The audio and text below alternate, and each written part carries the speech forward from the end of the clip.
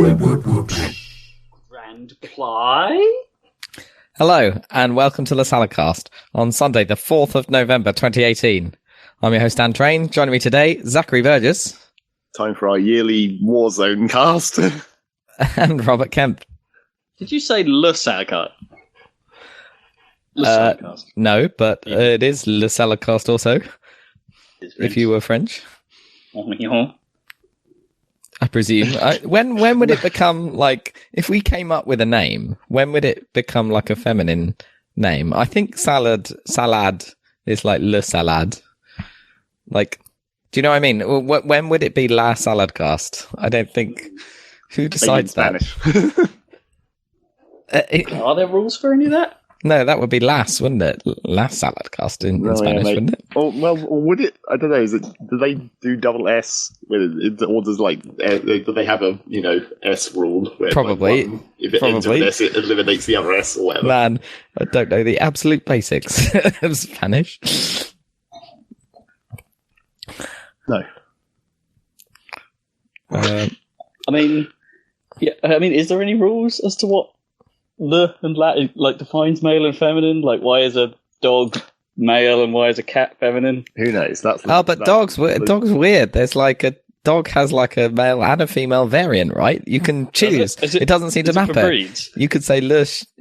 Well, it's both Shan, but it's spelt differently. But I don't know if it's for breeds. I think it just means dog. But for some reason, you can say it either way. But I can't think of many other words that do that. That's weird. Language. That is weird. Anyway. You're done finally getting into a position to record. I'm faffing around with this new setup quite a bit. It's a bit of a pain until you get proper stands. Yes, it's our ghetto stands. Yeah, Zach has jerry-rigged some our new microphones, or not new, like donated by Kippers for now, to the back of dining room chairs with string and sellotape. Nice. A Rube Goldberg machine. Yeah. Well, that would involve movement, but still. Yeah, there need to be some ball falling out of a thing. Is it, back to language for a second, is it jerry-rigged or is it jury-rigged or is it... Oh, good question, actually. Don't actually know. Jury-rigged, right? Or is it like based on jerry cans or something, or I don't know. Yeah, because jerry cans are called that because Jerry, as in the Germans, had them, and they were a better design than the British ones, so they just stole all the German cans. And I would imagine, completely on no basis at all, that would still, the wartime meaning would still be where jerry rigs come from, right? Like, it's something that the Germans did to their equipment to make it work in a certain way, and then when the British got their hands on it, it's like, it's been jerry rigged. It's been jerry rigged. Yeah, could easily be. False etymology, ahoy. I thought it was jury, but a rigged jury is surely something totally different. Yeah. Yeah. Who knows? So, taped to the back of... No, not taped. Like, what's the attachment? Taped. The string goes from the legs of the chair up over the back. The mic is then tied onto the string, but then you use a bit of sellotape to hold it central onto the back of the chair so the mic points outwards at your face. Genius. And Rob's chairs are even conveniently slightly curved back so that it hangs slightly further towards you. Yeah, it is actually pretty genius. Very handy. So is this the first time? time? Mic so you can hear how I'm kind of still stuffed up from the cold. It means you perfect time. You can cough out of mic a little bit. A little bit. And if he gives me forewarning, I now have an individual control to turn his mic off. So this is our first ever Saladcast with 3 individual mics that aren't like headset mics that cost like a tenner. That are like miles apart. Yeah. 2 of them are next to each other, one of them is miles apart. In fairness, the one we were using here, like, it's good enough. It's a decent podcast mic. Lots of people use it. It's just that we only had one between the two of us. No, you only had one. Yeah, exactly. So it had to be positioned kind of badly, so we got a lot of room echo. And the idea this setup should improve that somewhat. Yeah, but yeah, I assume you are planning to get some stands, or are you going to go with the? This was kind of a last minute play today. In fairness, it's like I've been planning to do this for a while because my brother had some kippers, as you may hear us refer to him, the legendary kippers. The legendary kippers. I called him Kiplers there for a second. It's close. It's DJ Kipling in full, but we call him Kippers. And he's had this kit for years, just not doing anything.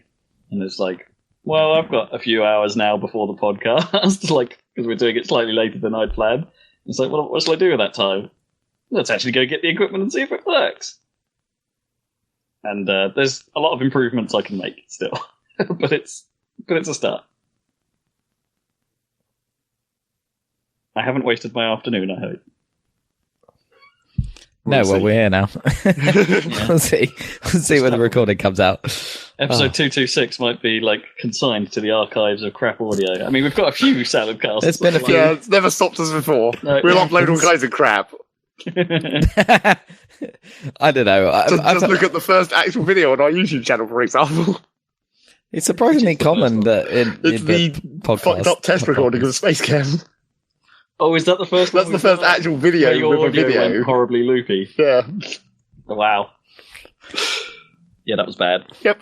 These days you don't do that, right? You don't put up the crap runs, but all you do is talk endlessly about the crap runs on the good runs. But yeah, that happens. Yeah, not well. It's like, welcome to the second attempt. And then those aren't crap runs; they're ones that get destroyed because of reasons. Yeah, exactly. They're not crap; they're non-existent. There's only been a couple of times where we literally forgot to push the go button, and then recorded a whole thing, except we didn't record any of it. You were just talking. Yeah, we've done that a couple of times. Nice. That's why there's no Final Fantasy VIII series. To be honest, because we did an episode of it and then we're like, oh no, none of us pushed the start button. I'll say that I blame that mainly on OBS. That button is not very distinct and it doesn't change much when you hit it. Yeah, they could make it really leave an on-air light inside the software. Or maybe you need to rig up a physical on-air light with some kind of.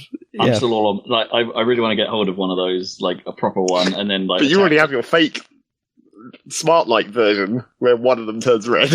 Oh, nice. Alexa, turn on air. Well, you hadn't turned it on? How would Naomi know not to just walk in? Because that's the problem with this setup. I kind of forget. Yeah. Yes, it's not automatic. Well, that's the tell it to do it. It's quite vibrant, though. It's almost too vibrant. And probably makes your house look weird from the outside. Oh, I bet it does. Well, Gnome walked in last time, when we were recording the next video to go up, and she just walked in and was like, is it a brothel in here? Yes, exactly. It's very red. Turn on the red light, as the saying goes. Yeah, what have I got? So I can make all my lights red now in my room, but I wasn't sure what to call the preset. And alert, obviously. Well, I had red alert, but then I realized that the Siri keyword has to be set. You can name the preset, but it has to be set. So I say have to say set watching TV or something. So I thought, I can use the stupid, although it doesn't make any sense. I can use the phrase from Battlestar Galactica where he actually says set as part of the alarm thing. I think, is that right? Set condition 1. That's right. Oh, okay. Yeah, so now I have set condition 1 and that turns the lights red. But that's quite obscure. As the thing, I wish these digital assistants would have someone, they still miss this, and I bet there's probably fairly decent reasons for it. But I would really love to be able to just say, if I say this command, please do this thing. Yeah, I know. And just have it. The simplest thing, right? Yeah, because presumably you're using the Philips Hue set, right? And that's right. And Siri has set because that's the word it uses to activate scenes. Yeah, exactly. Right. In the HomeKit bullshit. Yep. So in Alexa you say turn on and then the scene name. Right. So you would have to say turn on red alert, which is not as good as. Which is why I said turn on air, which is really slightly very clunky way of. Yeah, pretty clunky way of doing that. I think there are some other phrases you can use, but it gets doubly weird in my place because we've got two rooms set up for this stuff, so some of the scenes don't work. Alexa's pretty good at being context aware. It knows that this dot is attached to this room, so sometimes you don't have to say. But when it comes to scenes, if I've got the same, because Philips Hue will set up the same scenes in rooms when you configure it for the first time. It's now I've got two scenes with the same names.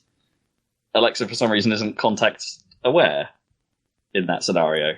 So right. like I have to say turn on something in living room or turn on something in bedroom. You're obviously in the bedroom. Yeah. Yeah. Whereas this one worked because it's the only one called on air in the house. That goes, yeah. Yeah. Wow. So there are little things I think they could work on. Remind me again what the situation with the name, like you can change the name from Alexa, right, to computer or whatever. There's only 3 options. Oh, right. You can call it Alexa, Amazon, or computer.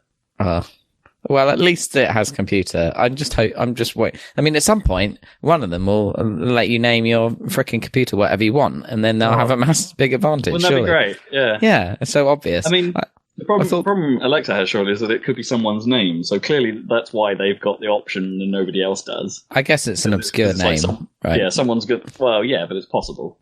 Yeah, it's possible, and could be confused for like the Russian Alexei, I guess. That's true. Alexis, that's true. It's like it could be slightly awkward, so having the option makes sense. There's very few people that are going to be called Amazon.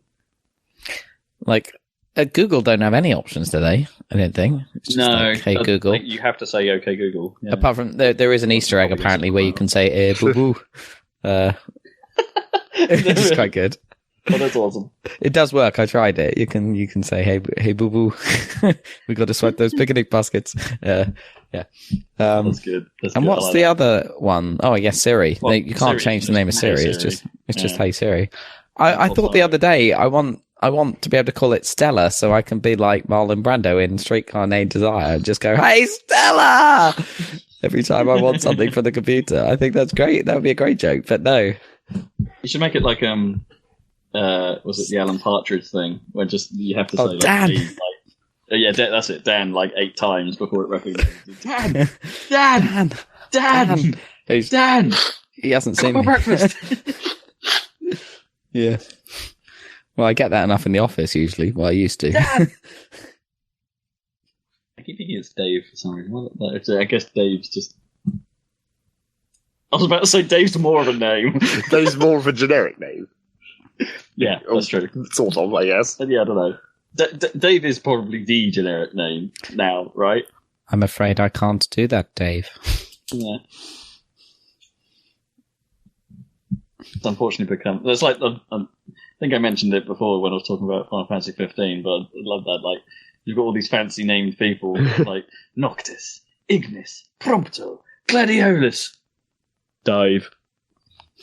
Just a guy. One of the first few people you meet in travels is a guy called Dave. It's such a generic British name that they even named a freaking TV channel after it.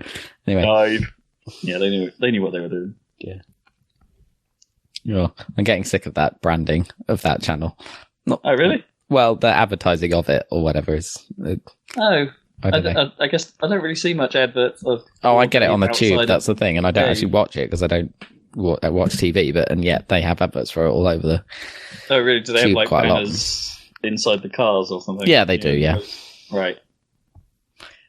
Those ads are always different compared to anywhere else on the planet. They're anyway. Weird. Yeah, they're quite weird. I mean, I don't know what it is about them. They're always like, obviously they're made to be London specific because that's the only slots they have, right? And there's enough people to make it worth making city specific adverts for all this stuff. But yeah, it's just weird. A lot of them are about finance or about like, hey, would you like a nice workspace? There's a bunch of finance ones, a bunch of, you're setting up a company, so get some offices or whatever. And then, and there's always like, hair loss or whatever, and like diet pills and stuff. And then there's like, you want, when you get home and you get off this tube, what you want is to order a pizza, don't you? Or a curry. It's like all like Deliveroo and all those food takeaway services. Just to eat. Tons of that. Definitely want a pizza. Always. Yeah. They just put giant pictures of pizzas all over it to try and tempt you when you leave the tube. I live in London. It would be the death of me. Because of that? Yeah. Like, I have pizza on the brain enough as it is. And it's just slightly inconvenient enough here that you don't get it all the time. I mean, here, I'm in the position where I think about pizza just enough to put on weight slowly. Which is what's still happening to, like, at the moment. It's like, if I was in London, I would be like 30 stone by now. I don't know. I don't think it's that different, really. They'd have to make a special tube car just for me. So you can squeeze the diet the dough into the tube. No food adverts for Tube Car. It'd be like Jabba the Hutt. It'd be like, and I'd need like a special transport. So I'm surprised at this point Pizza that Hut. something like that hasn't been fucking coming up somewhere on the internet, where it's just like, these food adverts are oppressing me. Get rid of them. Yeah. Whatever the fuck the internet's on. Well, there have been like there was one about body shaming, right? Where there was, and it was like pretty bad. A couple of years ago, there were giant tube adverts which were like, "Get beach body ready" or something like this. Yeah, that's right. Like, Yeah, I remember seeing giant. In fairness, I remember seeing like it wasn't just on the tube; they were like massive billboards. Yeah, for a that fucking one. giant. Yeah, horrible. Anyway, yes, Speaking ridiculous of billboards, advertising. Speaking of billboards, the only person I think that's like the only game that I've ever really seen on a billboard has been Rockstar stuff. Oh my god, the ones for Red Dead Redemption in Shoreditch, like I guess they're everywhere, but like, how can I even describe it? There's a giant billboard, and then two quite large ones that are set kind of almost orthogonal or at right angles to that one, but a little bit angled, and then there's a whole bunch of small like spaces, and so. Oh yeah, so one of them's super landscape, the orthogonal one, and then next to that there's a whole bunch of like the small poster sized ones or whatever. So they've taken every single one. So they've got the big Red Dead 2 across the giant one, and then the landscape one has like silhouette of the riders, and it says Outlaws for Life, and then all the posters are individual character posters, and they're just taking over this whole giant space. Every single billboard looks mental. Anyway, there's probably loads of those around, but yeah. I haven't seen anything that bad. I'd seen it whilst I was driving up north last, and there was just a couple of big billboards sort of around Birmingham that had it on, and I'm like, normally there's some advert for a car there. Yeah, the ad buy went out, and now it's all over everything. It's on every bus, every tube stop. Apparently, I don't remember seeing anything like that for any other game. Like they just don't have that kind of budget, right? Yeah, this is the biggest budget game, and then they spend some percentage, maybe even 50% of the development costs straight on marketing, right? Which is nuts, but it's obviously worth it, right? And this is what happens when, you have a budget bigger than Avengers Infinity War and equivalent budget for marketing.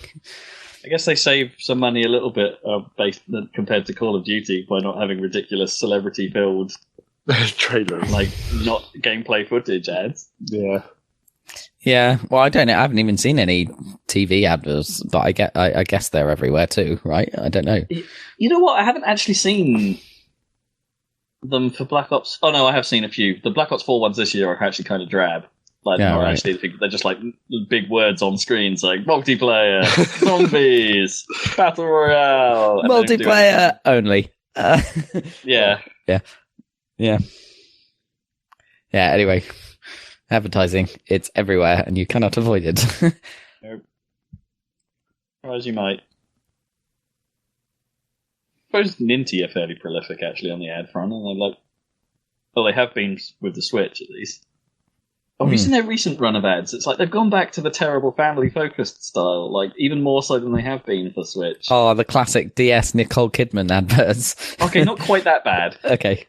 Not quite brain training.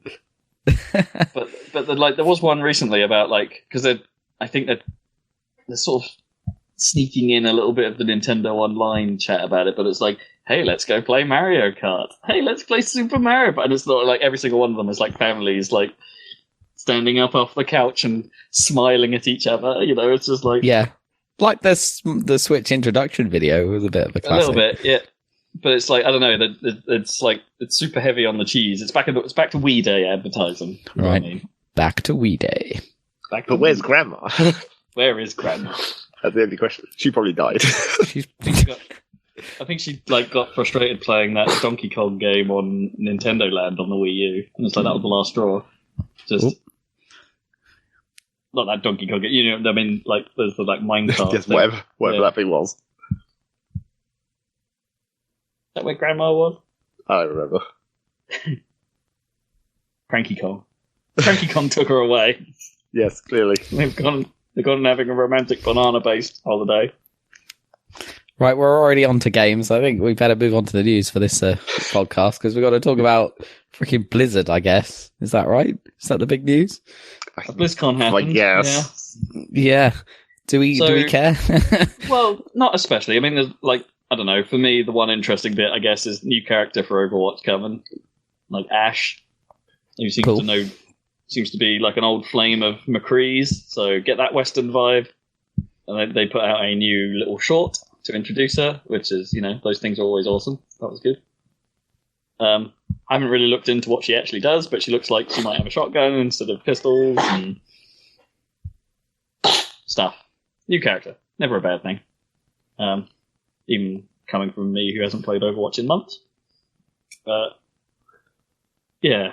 I guess the big thing that's kind of blowing up the internet at the moment is that a new Diablo was announced. Lol. Yes, apparently. What's it called? Diablo Inferno? Immortal, that's it.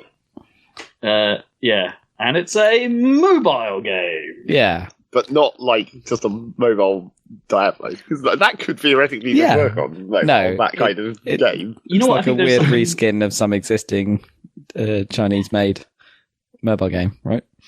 Oh, is that actually what it is?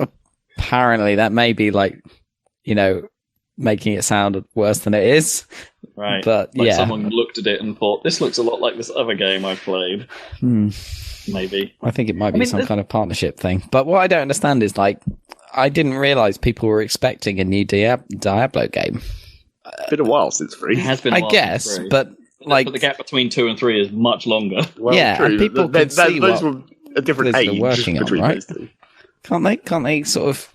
Can we figure out what they must be making a main game, or maybe they're like Valve and they can't be bothered anymore. But and they'll possibly. it's hard to tell. But Blizzard are a little closed book about what they're working on. I mean, they didn't reveal Overwatch until fairly late. Yeah, that's because of the whole Titan thing. Exactly. Yeah. And it's that failed. So we've got to do something. Here's what we're doing with that instead. Do you think they will try again with MMOs ever, or if they've just given up now after Titan went wrong?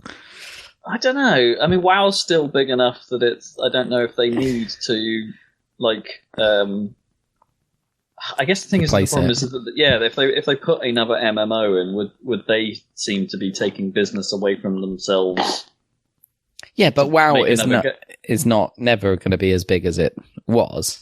It's impossible. No, but do you know what I mean? You'd be actually just be because I guess their understanding is it's hey, we have the biggest MMO on the planet. If we make another MMO, there's a good chance that a lot of the customers we'll get on our new one will just be those coming from WoW. So they'll unsubscribe from WoW to play this other thing, potentially. Yeah. Do you see what I mean? There's a I do. Yeah, but I think they wanted to do that before, right? With Titan, and then didn't pan out. So you'd think the later it gets, the better it would be to have and the MMO super amazing follow up. The MMO sort of thing has sort of died down quite a bit. But is that because MMOs have died down, or is that just because there was never a better MMO than WoW? And WoW naturally died down. There definitely weren't many good ones. Let's put it that way. There were a lot that had the building blocks, shall we say? For some reason, Conan is coming into my head. It's a very short-lived one. They tried it, and it had everything you'd expect, I guess, but then just didn't live and was shut down. And then I guess you could call games like City of Heroes and City of Villains, they're sort of MMOs, but in a slightly different way, and they weren't enough. And oh god, there were so many though, weren't there? At that time? Even the Old Republic didn't really touch WoW, even though it's huge relative to a lot of games. That one's one of the bigger ones, and the original Guild Wars was reasonably big. Guild Wars 2 was bigger, so some people did see some growth, but there was just a phase where there was loads. Yeah, they were all kind of the same. They all wanted to get that WoW monies, didn't they? But that's the thing. Didn't quite manage it. Yeah, that's the thing. It's the classic craze following problem, where it's unless you're doing something different. But it's not like WoW was the first, EverQuest and stuff, and Ultima Online preceded it quite. And EverQuest was pretty big, right? And Phantasy Star even. Yeah, you can put that in this camp as well. It just kind of, topped it, right? Yeah, you've got to do something. There was it was kind of advanced tech at the time, I suppose. Yeah. I think it allowed for. It was one of the first, I guess, fully 3D ones to go like that number of players and do some of the older tropes from Ultima and things like that were and EverQuests, but do it in a fully 3D environment, and so it had the tech advantage as well. And it was Warcraft, so you could bring in a lot of the people that were fans of those games. Yeah, exactly. It was ticking an awful lot of boxes, even though you might argue that original thing wasn't doing massively original stuff. It just did it better than everyone else, which works. It's just fine. Mm. But if you're like one of the other pretenders that then came very soon afterwards, thinking, oh yeah, we can do all that, no problem. It's like, yeah, what you got? What you're bringing to the table? People are already invested in this thing. MMOs are an investment. You sink so much time into them that in order to pull someone out of it, you've got to do something real special. And nobody did for a long time. Well, nobody has, apparently. It's just fucking 15 years later, isn't it? I mean, you could argue things like Eve. Like, Eve came along afterwards and did a very different thing, and that's why that's big and still going. That's all of the ones that are still relatively large. They're all just niche things. Yeah, I mean, Guild Wars 2 works different enough with its non-subscription model to, claw a lot of players in. Final Fantasy 14 is massive. That thing is still really popular. Although in 14's case, that was probably because of 11, I guess. 11 was pretty good. It didn't. And I would say it didn't do gangbusters in the MMO space, but they took what they learned and then threw it all the way for the first version of Final Fantasy 14. Yes. And then built a Realm Reborn, and everyone was super happy. So they've gone through their trials, but I guess the budget of Square meant that they could stay afloat. But just barely, apparently. Anyway. The MMO was always, and let's not forget, the MMO is what killed Rhode Island, like the Kingdoms of Amalur thing. I don't know if that was the MMO that killed them. It was more like they never. Well, they ran out of money building the actual MMO part. Well, or they ran out of money in general. I'm not sure it was necessarily that they were spending all that money on the MMO thing. Well, it was in parallel, wasn't it? I thought the adventure game was kind of meant to be sort of like, here's a setup to the world. It was a setup, yeah, but I'm not sure it was necessarily like tech or anything. It was more like lore. Right. Yeah, it's just like a vaporware scam. Maybe, yeah. I think that stuff was the right heart. I think was behind Amalur, as far as I can tell. Well, Amalur would have been it was just badly managed. Amalur would have been a classic Kickstarter fail if it hadn't been like several years earlier. True. Yeah. They would have funded it for like 3 million and then not being able to make anything more than they did. And it's pretty much exactly that situation, apart from it was funded by a state. At least Star Citizen is still in production. Oh God, is it ever? So back to BlizzCon. Well, yeah. So yeah, I think there's. Sorry, bringing back to Diablo. I suppose it's like, yeah. I guess there is. I think there is some merit in making a mobile version of Diablo. I think it would do pretty well. I think not like they did. I think you can make the touch controls of a phone or a tablet work for that style of game, right? Yeah, you probably could. Because most people play it on PC, you play it with a mouse and you just click and everything constantly. It's like, well, why not tap everything? It's a clicker. It's a fantasy clicker. Yeah. just with nice looks. So yeah, I don't know. I see something in it, but I can understand why Diablo fans are like, that's not what I was after. I get it, but it's like Blizzard have come out and said, don't worry. It's like, this is not like the work on this is replacing our. It's not stopping us from making a Diablo 4 because they're not making it. Basically, yeah, they've outsourced it. Exactly. I guess. Yeah, they have come out and been explicit and say, like, look, the existence of this doesn't mean we are or are not working on Diablo 4. This is so they're not even finished re-releasing Diablo 3 yet. So no, Diablo 4's not going to be for several more years, presumably. Is that coming out on the Switch yet, or is that? Yeah, it's come out quite recently. Okay, right. So they are done with 3. Maybe. Well, I guess now they are. Yeah. Maybe a couple of patches if they can move on with on the Switch. As someone else comes out with a new console in the next month or two. Diablo, just make Diablo 3 on iPhone. Well, yeah, exactly. You think they probably could, really? Yeah. At this point, probably could run it. They did just release it on the Switch, I saw. Like, people seem to be excited to play that. Is it full price? It's a bit steep, isn't Everything's full price on the Switch. Just ridiculous. Yeah. Anyway, but yeah, that's quite fun. You can play it, on the go.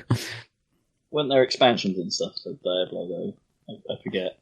I think there was maybe one for Diablo 3. I don't remember. Okay. Yeah.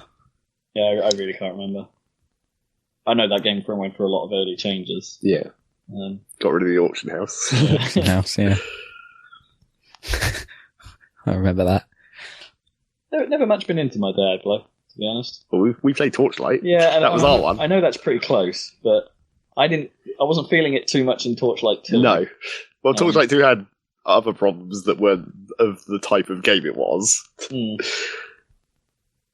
Yeah, I don't know. I just think it's a loot game without fun mechanics to back it up. Like for me, for the most part, it's like, yeah, the grind for loot is strong. Don't get me wrong, but like, I don't know. I kind of want it to feel a bit more active. Like I'm actually. Well, I mean, that's what Diablo 3 was meant to do. Yeah. And that's where Torchlight had its problem, was that they just didn't have enough options, basically. So you were basically railroaded into one thing, and then you just do that forever. The entire thing, yeah. Well, maybe they'll come up with something for Diablo 4, but not this year, and not probably next year either. I guess Path of Exile fits into this camp as well, which is a free-to-play, more RPG-ish one of these. Yeah. Which does pretty well for itself. Right, well, I also see they're doing Warcraft 3 remastered, but of course it's called Reforged or some other genius marketing term. I think that's fine. Yeah, that's fine. Well, it depends what they mean by remastered. Like, what are they doing to it this time? Well, they're doing more, I think, than they did with, I guess, like StarCraft, or I mean, they're redoing all the models for a start, which is probably necessary given how low poly they would have been. Yeah, it's pretty old. Just look like Dota. Yeah, exactly. Maybe they'll use these. Maybe, I don't know. That would be interesting if you could then mod this reforged version of Warcraft 3 into Dota. Yeah. So, into Dota 1 branch. Yeah, that'd be weird. Yeah. That would be very strange. But yeah, and they're redoing the UI and everything. Put the tools in so you could actually build Dota in this, though. Or will they? Will they be like, nah, you know what? We don't want any of that anymore. Yeah, we're specifically going to make our tools rubbish, so you can't do that now. That would be a shame, but probably. Warcraft 3 was another one of those games I didn't really get into. I did try and play it, and I got some way into it, but it never hooked me. Yeah. I mean, it was quite a departure from Warcraft 2, wasn't it? Well, I think we for some reason, we just didn't get on with the first wave of 3D, 3D RTSs, yeah. We were on it by the time. We liked the stuff that came before, the 2D things, and we liked some of the ones that came after, like World and Conflict. Played a bit of C&C Generals, didn't we? Yeah, I mean, I liked C&C Generals enough, but Generals was good. It was clearly even at the time, you could tell it was this is a kind of a B tier effort. The B tier, yeah, the B. I guess, although C&C had gone insane with Red Alert 2 in a good way. So Generals was a little less nuts, but it was a bit of a step back, and it was quite. Yeah. I thought Generals was very traditional, and at that point in time, I was up for a campaign like that. It was kind of smaller scale. If you look at it now, it seems really politically insensitive and stuff. I don't know. They tried to disguise all the stuff, but the faction was obviously the GLA. Yeah, the GLA was clearly Al Qaeda. GLA is literal terrorists. Yeah. Most of their stuff is about blowing themselves up. Yeah, exactly. Suicide bomb trucks and literal suicide vest angry units that would run towards people and explode. Well, that was in Red Alert as well, though. So I guess so. And that was Russians. Possibly even worse. Did the Russians have bomb dogs in Red Alert? Because they did in real life, right? Well, they tried to anyway. I don't remember the bomb dogs. Right. Well, that was in the game. No, the Russians in the Red Alert had Crazy Ivan. Oh yeah, Crazy Ivan. Yeah. Wasn't he a special unit, though? No.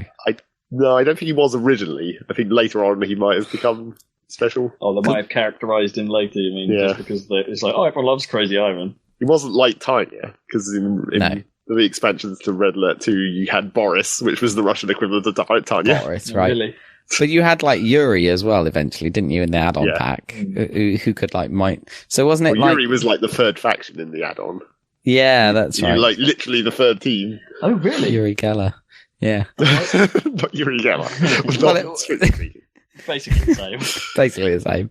A Russian who bends spoons and people's minds, apparently. I didn't realise they did the whole third faction thing.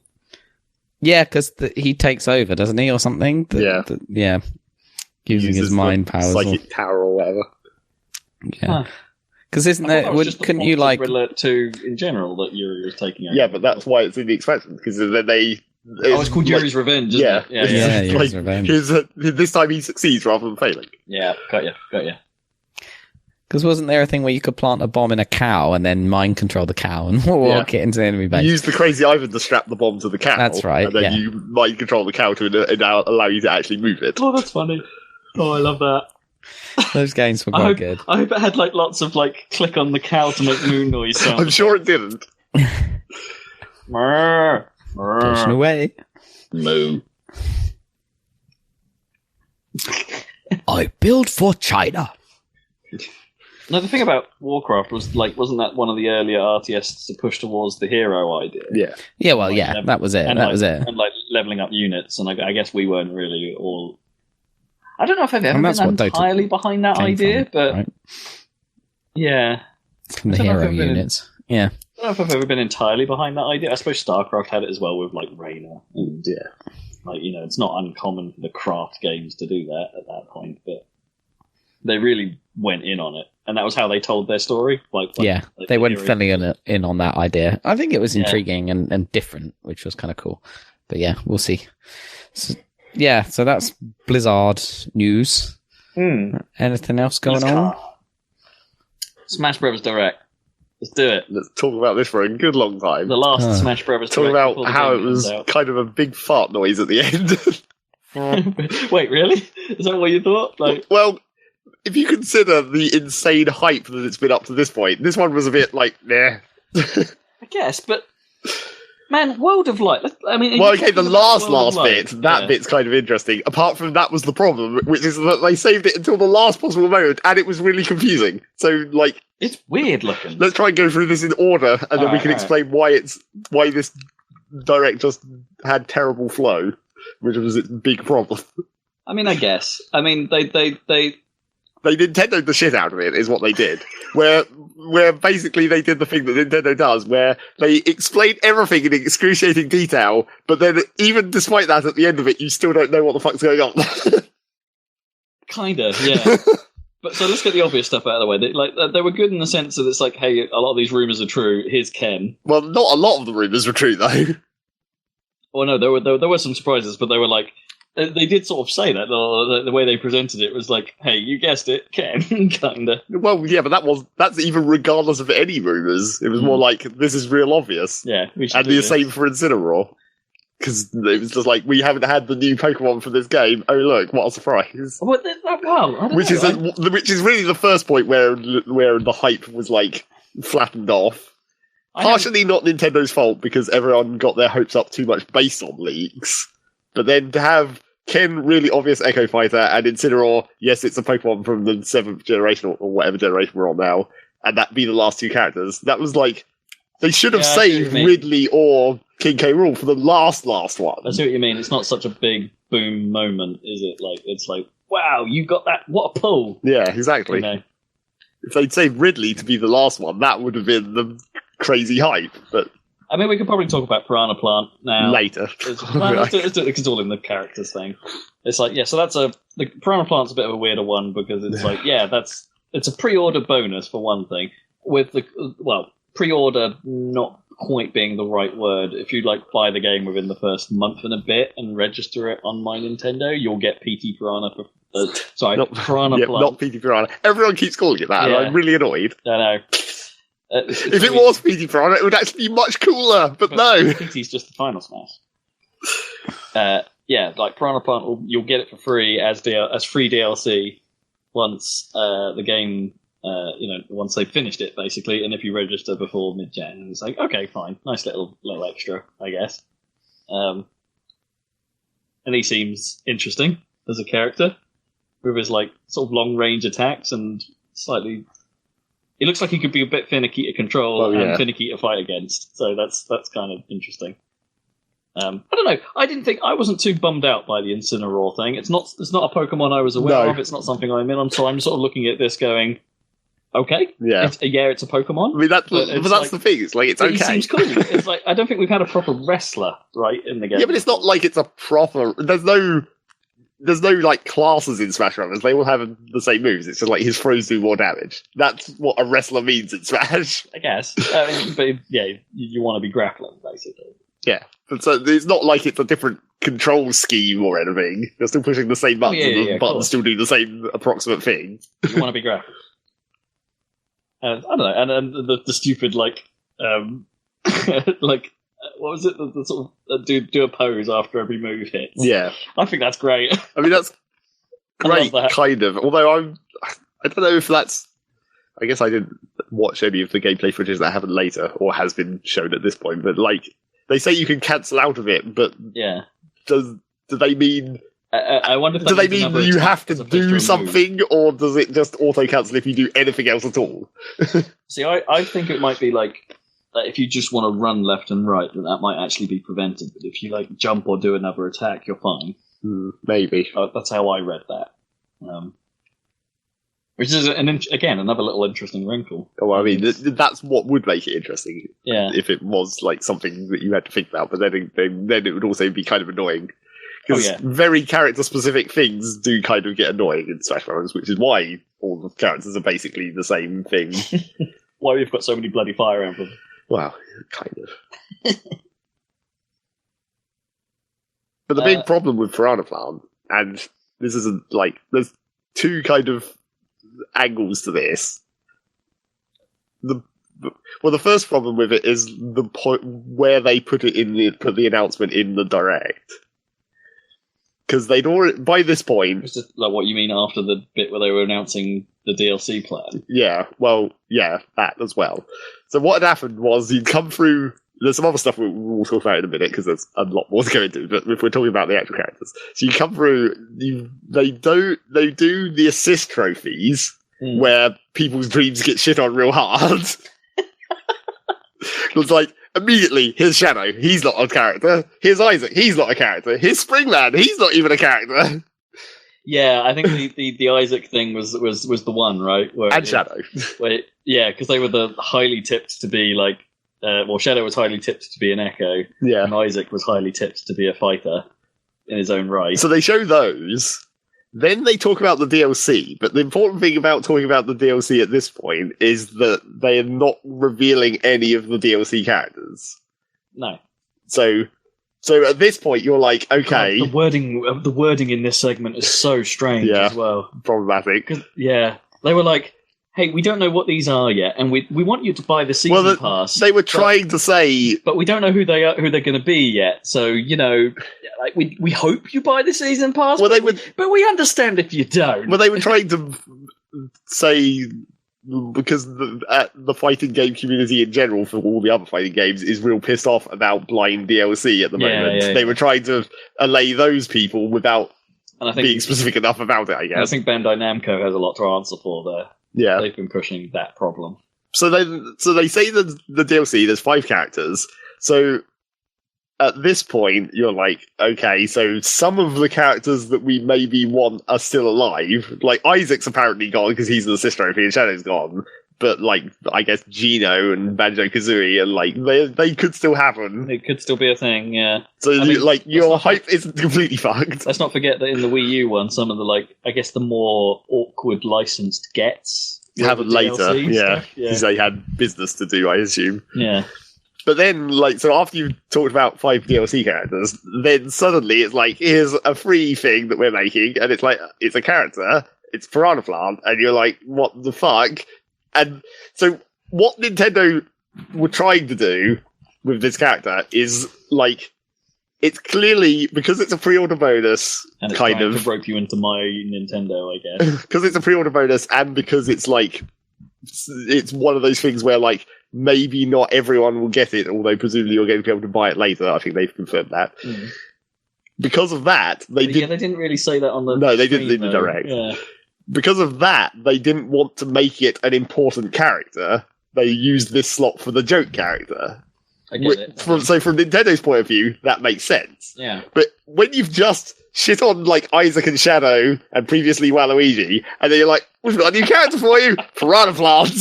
It's just like, that really pissed people off in some cases. I can see what you mean, because they're like, hey, these characters you really wanted, yeah, Sodom. Here's someone else. Here's a generic enemy. Yeah, the most generic enemy. Yeah, okay, I get it. It also means, like, it's surely that stops them from using piranha plants in, like, the levels, in the stages. Not necessarily, because they can just, stylize it out. Yeah, or whatever. Yeah. So there's that. That was a situation. Again, it was like, you can see what they were trying to do, but they didn't fully think it through, I guess.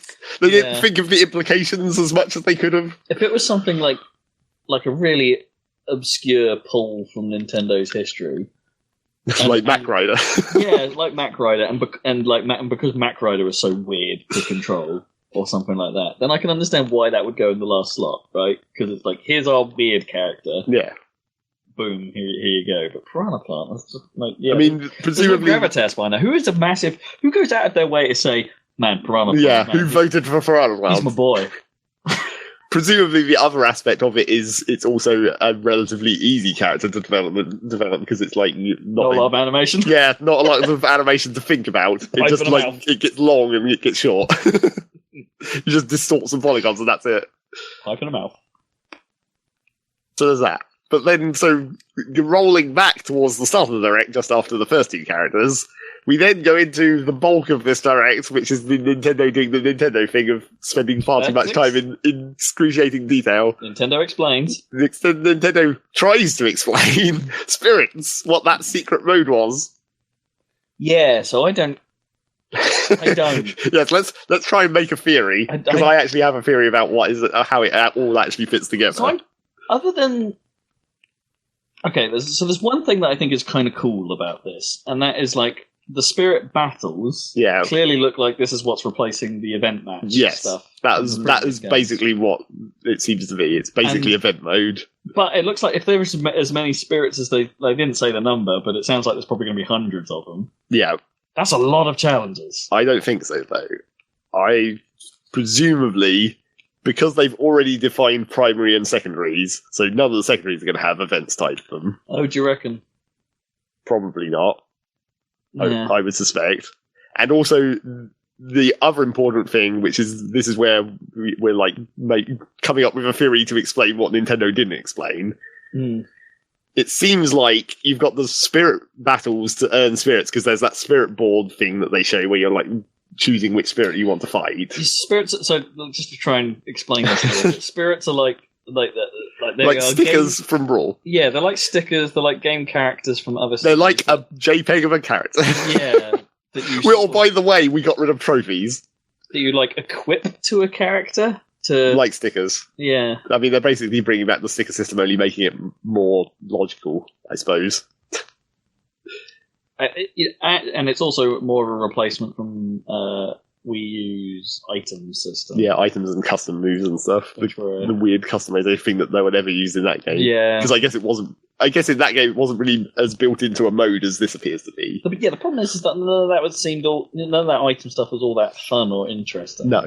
It's like there was just no point to it. And maybe Spirits mode is to give it a bit more point. Like they thought there was something to it, but they just didn't land it last time. Yeah. So let's try something else. Yes, you have to build a mode around random stats, because otherwise it's just like, if you just imagine we're going to play regular Smash except our stats are different. It's like, that's not really exciting. Yeah. So my theory is, you've got the spirit board with what is basically the new equivalent of event matches. Yep. And that will cover some of the spirits. But then you've also got the thing they announced right at the very end, the adventure mode, which suddenly snuck up, The World of Light mode. World of Light with their world map, and you move around it on different paths, and different paths unlock. Yes, those are also basically spirit thing. matches. Yeah. And it seems to still use the spirits in the same way, and also some other weird stat unlocking thing that they showed briefly. So I think that main menu option where it says spirits is like the container, and then the sub-menu will be Spirit Battles, which is like event mode, and the adventure mode will be in the spirits I see what you section. mean, because I guess we haven't seen where that lives. No, because there's no other buttons for it on the main menu for certain. Yeah, interesting. You might be onto something there. So that's what's going on with that, I think. Unconfirmed. Again, they spent so long talking about it, and at the start, you're like, what the fuck is this spirits mode? And then eventually you start being like, okay, it's basically event matches. And you're like, well, that's okay, but Jesus Christ, you're spending forever on this. And then right at the very end, suddenly, adventure mode, and it uses the spirits, and then you're like, okay, now it sort of makes more sense why it's a thing. They're trying to explain, why spirits, yes. Yeah. Why everybody died. Like, because all of the hands turned up. And, why we got, like, double Thanos. Touched them with their light tentacles. Yep. And that Kirby is a massive coward. No, Kirby is the only one who's skilled enough to escape because he's Sakurai's character, and, you know. Well, true, but he's also, like, leaves everyone to die. Like, he didn't leave everyone to die. I mean, for a start, virtually everyone was already dead by the time Kirby escaped. I mean, and it's not like everyone else wasn't trying to leave. Falco tried to escape. Falcon tried to escape. Well, yeah, Falcon had to get into the ship, which obviously was his downfall because it took him time. Yeah. Snake technically didn't try to escape. No, Snake just hit the box. Like, it might be the even bigger coward, actually. But the one who actually fucked up was Shulk, because he saw the future, and then he just went, and then everyone just died. Yeah, he didn't really do much to prevent that. He didn't tell them to run or anything. He was just like, oh, this is going to go bad. Oh, well. Because like the comparison I saw on Twitter was like everyone was like going, "Yeah, Sonic, you could outrun a black hole exploding, but you stopped to help Pikachu and murdered yourself." Well, that is how that appeared, at least. Yeah. But everyone knows that in modern lore, Sonic isn't actually the fastest thing alive or anything any longer. That's not canonically true. But there's a song about it. Not in the real canon any longer. Oh. He's fast, but he's not the fastest. He's the fastest thing alive! Bruce Street. Yeah. Speed. So, what are we missing? There's something else. Oh, they got rid of trophies. Yeah, I mean, where did that come from? Because that wasn't... That was just before the spirits, where they were like, we got rid of trophies because they were too much effort, but we still wanted to have all these different characters in the game. JPEGs. I mean, if you want to tell me that the trophies took up too much space on the cartridge, I could believe it. Yeah, I imagine there's quite a lot of modelling that has to go into that. Well, I mean, they say it's a lot of effort, but couldn't they just at least port the ones from the previous game? Previous games? Well, no, I think you probably only want the ones from the previous game. Let's just keep the most recent models, not go back into any older ones. And, you know, they could have had trophies and spirits, and just, like, the trophies could have basically replaced the highest tier of spirits. Be like, they're so fancy, they've become 3D! Yeah, but they're still not real yet. So yeah, that kind of... It is weird. I mean, I gotta admit, the trophy thing it was losing its luster a little bit. Like, I don't remember really paying all that much attention to it in the Wii U. Well, again, it's because it didn't have a mode built around it, I guess. I mean, there were some mini games, weren't there? Kind of. You call those games? You call them games. So there's that. I'm excited that for there to be some proper single player stuff. So, well, the World of Light looks interesting. How does this world map work? Are there RPG mechanics to this? Are we going to get any more badass cutscenes? I wouldn't have thought so. I'm betting there's probably not going to be much in terms of cutscenes going on in this. I reckon there'll be a few, but not still not Subspace Emissary level. No, like not going to be cutscenes for every character or anything. But it's like the other thing they've been quite coy about is they said the stuff like, hey, you're only going to get like the starting roster of 8 characters. Yeah. From the original Smash Brothers, and like you have to unlock all the rest. And it's like, oh, how does that work then? Does that mean I have to come across them in World of Light? Well, it does look like that because they're shown as little chained figures on the world map, and then you go and do the specific fight for that character and presumably get that character. I mean, that's fine. I'm into that. Well, the real question is, is that the only way to do it, or is there still like time grinding like there used to be? Yeah, can you just play multiplayer and get them? Because some people were definitely that I saw were definitely like, okay, good, I can just quickly play through this mode and get all the characters, and I'm like, quickly though, because time grinding to get them the other way is also very like a super long time. But at least you're just playing regular Smash. But how many hours do you think you're going to be fitting into the single player? Because I suspect it's not short. I imagine you probably have to have at least 60 fights. Yeah, exactly, for a start. One for every character, and there's clearly more on that map, because they showed several just spirit fights where it's just like, here's Blaze the Cat, here's Shantae. Get screwed with people who wanted Shantae for a character. Yeah, Shantae's actually probably a good pick for a fighter. Yep, she would have been. Not that... Okay, getting specific here, but not that necessarily being a spirit completely obstructs you from being a character, because one of the spirit stickers they showed was just a picture of Wii Fit Trainer. And I'm like, well, you've just screwed up your own lore, haven't you? Yeah, that's a bit weird. Yeah, that's a bit weird. How does that even work? Oh well. I'm going to combine Wii Fit Trainer with Wii Fit Trainer to make Wii Fitter Trainer. I mean, technically, the spirit picture was male Wii Fit Trainer, so maybe he's not canonically the actual Wii Fit Trainer. Oh, what, you can't pick the male one? Well, maybe you can still, but like he's canonically not the one that exists in the cutscenes or whatever. Or in the story. Yeah. Weird. Don't you feel like paying $6 for a character and a stage and maybe some music? Well, some of that music. I mean, that sounds like a lot, given the rest of the package. Well, if you're going in for DLC, you're just going to get the 5-pack though, the whole set. There's no point in buying singular ones. I mean, that's just ridiculous. And again, they tried. Well, it depends on how much that thing costs. So I haven't looked into that. But... Well, they said it was $6 less than buying them individually, which isn't actually cheap enough, I don't think. It's not as much of a discount as you would like. And it's mildly annoying that there's no option for that to be included in the deluxe version, or the one that you should pre-order, the big black box. Well, not in that version. There is a pre-order for just buy the game and the fighter pass now for like £88, whatever. So it still means that it's like £38, which doesn't add up. 6 times 5 is like £30 extra. Yes, but you're considering the American prices, and we're about to get screwed. Well, yeah. Standard procedure. We're roughly the same, I reckon. We're going to be like 30 quid for the pass. Maybe 25 if you're lucky. Yeah. That's still a lot. I don't know. I don't think it makes a great deal of sense. My problem was that when I went to look on the eShop or whatever, they haven't listed the Fighters Pass separately yet. Oh, okay. Like the bundle. So we don't know. The bundle that they have on the eShop doesn't even list the Fighters Pass as a sub-item. It lists each of the individual fighter packs as an individual item. Oh, I see. So you can't even see... Well, it sort of makes sense from that pack's perspective, but you can't even see the Fighters Pass as a thing. Yeah. Which I guess makes sense because it's not even... Pre-ordering is slightly different. Yeah, interesting. Weird. Yeah, The other thing that was weird about when they were talking about DLC is they specifically said no Echo Fighters. I mean, they specifically said no Echo Fighters for the characters that you're going to pay for DLC. Yeah, so there's still room for them to be free. But, well, yeah, maybe, but they didn't even say that. Yeah. They were just like 5 characters. You would have thought if they were going to say Echo Fighters, they would have been like 1 character, possibly Echo Fighters, 1 stage, 1 music. I'm a little surprised they're not taking the same tack as what they've been doing with ARMS and Splatoon and that. Yeah, free updates. Yeah.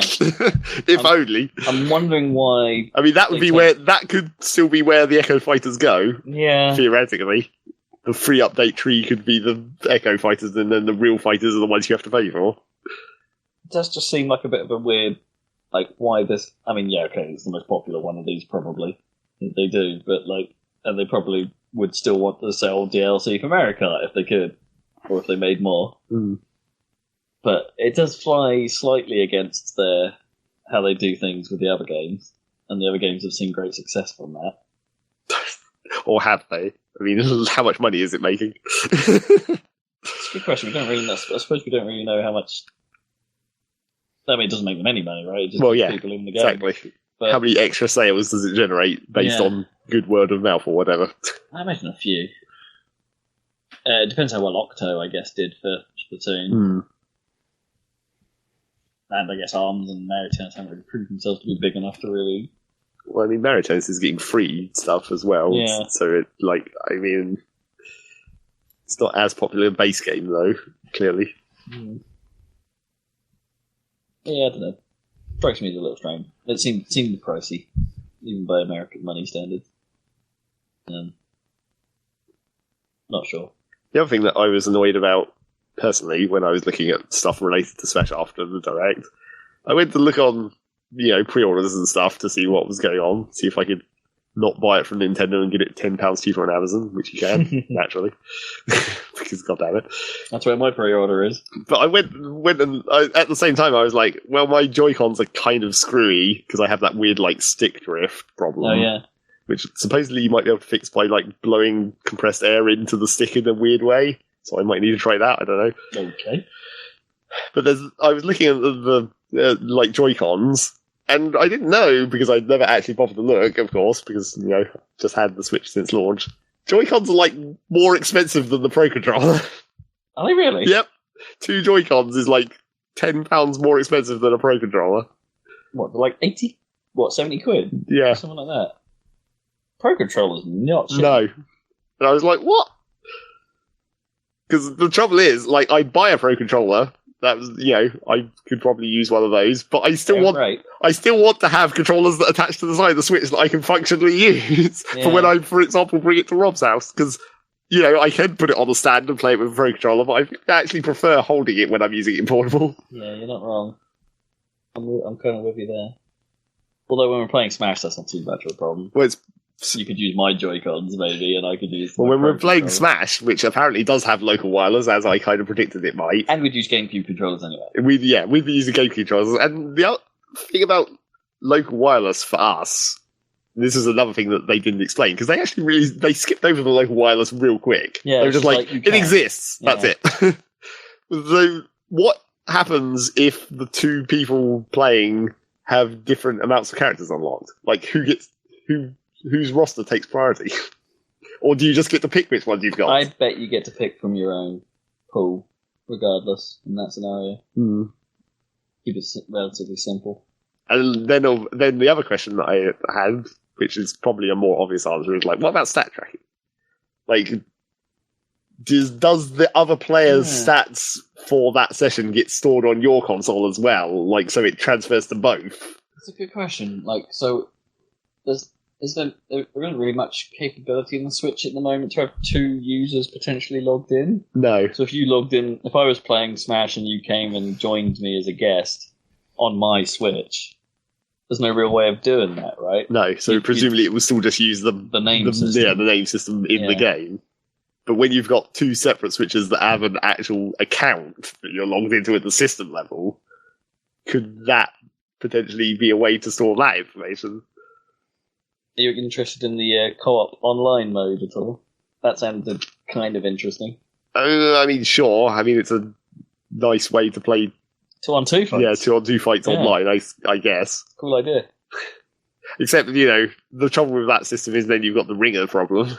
Because it's the same problem as Rocket League when you're using 2 people on the same computer, where the second player just basically doesn't have any skill level retained. Right. So you can just... When Rob's playing on his Rocket League account and I'm on the second controller, it's I'm way better than this. Because I'm skewing the balance because it's matchmaking based on Rob's level. Yeah, alright. So that could happen for Smash, but who cares, I guess. It will be It's not like it's actually got a ranking for that mode, apparently. No, really. It's just that 2v2 does seem like a separate thing where it's just you can do this, but it's just a thing. Okay. It's just an online mode you can do. It's not changing your GSP or whatever. Might be interesting. Oh yeah, that thing. Might be interesting to try. Yeah, sure. Mainly because we never play Smash in a serious way. Nope. And 2-on-2 is one of the more serious ways of playing Smash, I guess. It turns up at tournaments fairly frequently. Even though I'm pretty sure we'd mandate random characters regardless. I guess. Keep it weird and wonderful. That's the whole point of Smash. Yeah. And then, for the online, as they said about preferred rules or whatever, it's trying to matchmake based on your preferred rules. It prioritizes distance, so ping, basically. Yeah. Which, that makes sense. Yep. Fighting game ping sucks. And then you've got your preferred rules where you choose what rule sets you would like, but then it just picks one at random for all the people of the room. Which, I guess, if your preferred rule is 1-on-1, then you're pretty much okay. Because that's a 50% chance you're going to get your rule set. But for teams and 4-player, who knows what the fuck you'll get. But, at that point, you don't care because the whole reason you're playing teams or 4-player is because it's just to piss around. You want a bit of madness, yeah. So presumably it should work well enough that it won't piss people off too much. The 1-on-1, no items crowd will just automatically match with each other and that'll be that. Yeah. Get into the elite. Maybe occasionally they'll just end up in a regular match and be vaguely annoyed for a moment.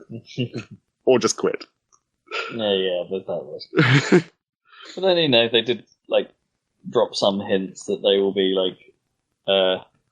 griefer aware, at least with the self-destruct warnings. Well, yeah, but that's presumably because they don't want it to fuck with the GSP ranking. Exactly. So quitting might not count for that. Well, it'd probably reduce your GSP and give you a ban. I don't know if it will. I feel like Nintendo might not punish the quitting that much. Because it's not like they did that for Splatoon or anything. I don't know. I guess I've never intentionally quit, because you can't really. Well, I've been disconnected before. Yeah. I've been disconnected in a way that the game then brings up a text box which says, something weird's going on, we're going to keep an eye on you for a while, or whatever the fuck that text box says. You heard that. Yeah. But who knows what that means? That could just be a totally not actually a real thing. It could just be a Splatoon funky way of saying your connection was unstable. Yeah.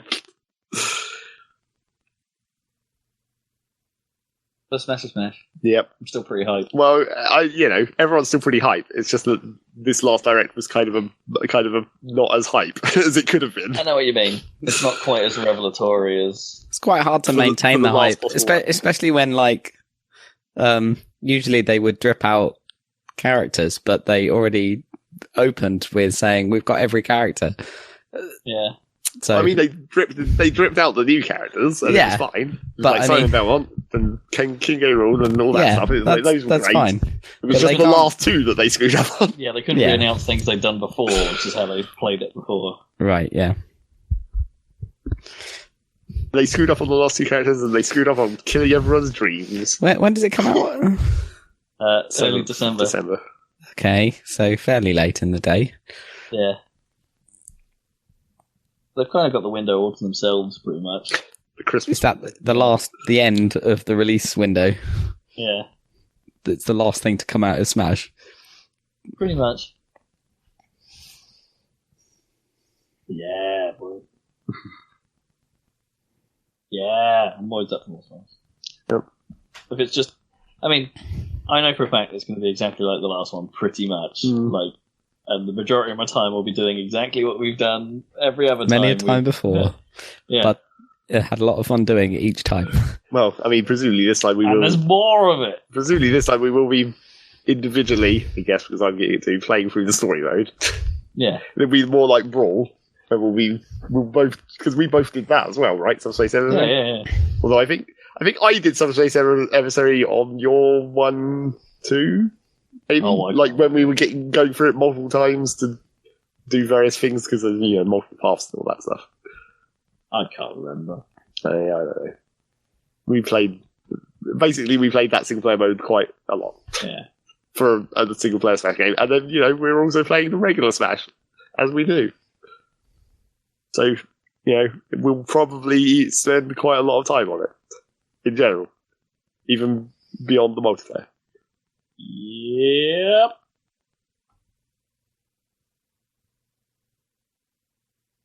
You want to hear about some slightly different news that makes no sense? Or is there actually more news? There's one other thing I can think of. Okay. That's of vague interest. Potential news.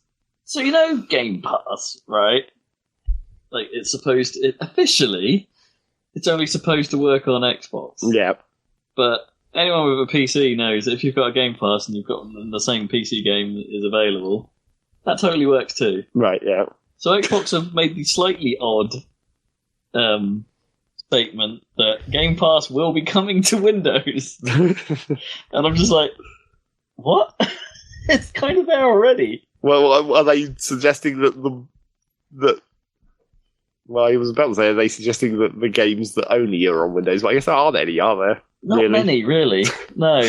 I mean, I guess it's possible that there are some PC-focused games that will come to Windows Store that might not have got an Xbox release. Or maybe Game Pass will have a slightly different library on each platform.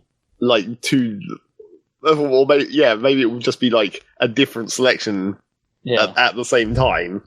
Because I think at the moment the Windows one is a subset of the full library, because it's pulling from basically Microsoft stuff that just happens to exist on both platforms, and a few other games that happen to exist on both platforms. Like Ruiner comes to mind. I think Microsoft might have helped publish that, but it's not an in-house game, and it's on both because it just is. So maybe this means, as I say, they'll be doing more deals to get some PC-specific stuff in there. Maybe.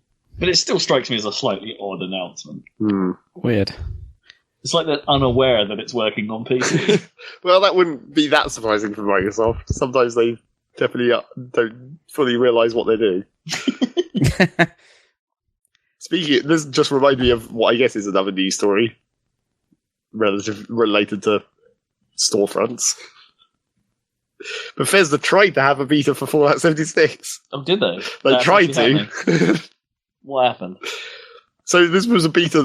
What makes this worse is this was a quote-unquote beta that was a pre-order bonus. The break early... Break it early test application. Okay, yeah. That's what they're calling it. Because beta doesn't already mean that. Exactly. But they tried to have their beta, but they somehow managed to break their launcher, because it's not on Steam, it's now on their Bethesda launcher. Oh, yeah. Which, everyone's pissed off about that to start with. But they managed to fuck up their launcher such that basically the preload for the beta had happened, so people had already downloaded it. Then there was some kind of update to the launcher, and then what happened was some people were saying it's if you click on certain things, or some people were just saying if it's just you just launch the launcher at all. It deleted the entire thing and re-downloaded it again. which was bad for people with throttled connections or whatever. That's obviously bad, but was also bad because a lot of people hadn't relaunched the launcher until the day of the beta, and they were like, the beta is only 12 hours or whatever, and then they're having to reload and re-download 70 gigs during the time they're meant to be playing the beta. That's a balls up. I mean, some of it might have been that they just patched it again. It's we did a last minute patch. Yeah, but I don't think that's though, because apparently it just even if you, for example, had done the Steam thing and copied the install folder and taken the literal files and put them somewhere else, if you tried to put them back in, the launcher didn't recognise them and it just overwrote them. So it still re-downloaded the whole thing. So hold on. So they instead of calling this a beta, they called it break it early, and then it broke as early as it possibly could. Yeah, it broke literally on the launch. Run the thing.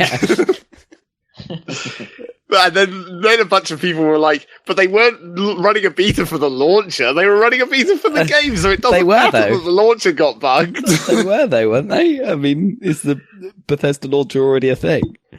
I don't know if this is the first thing that uses it.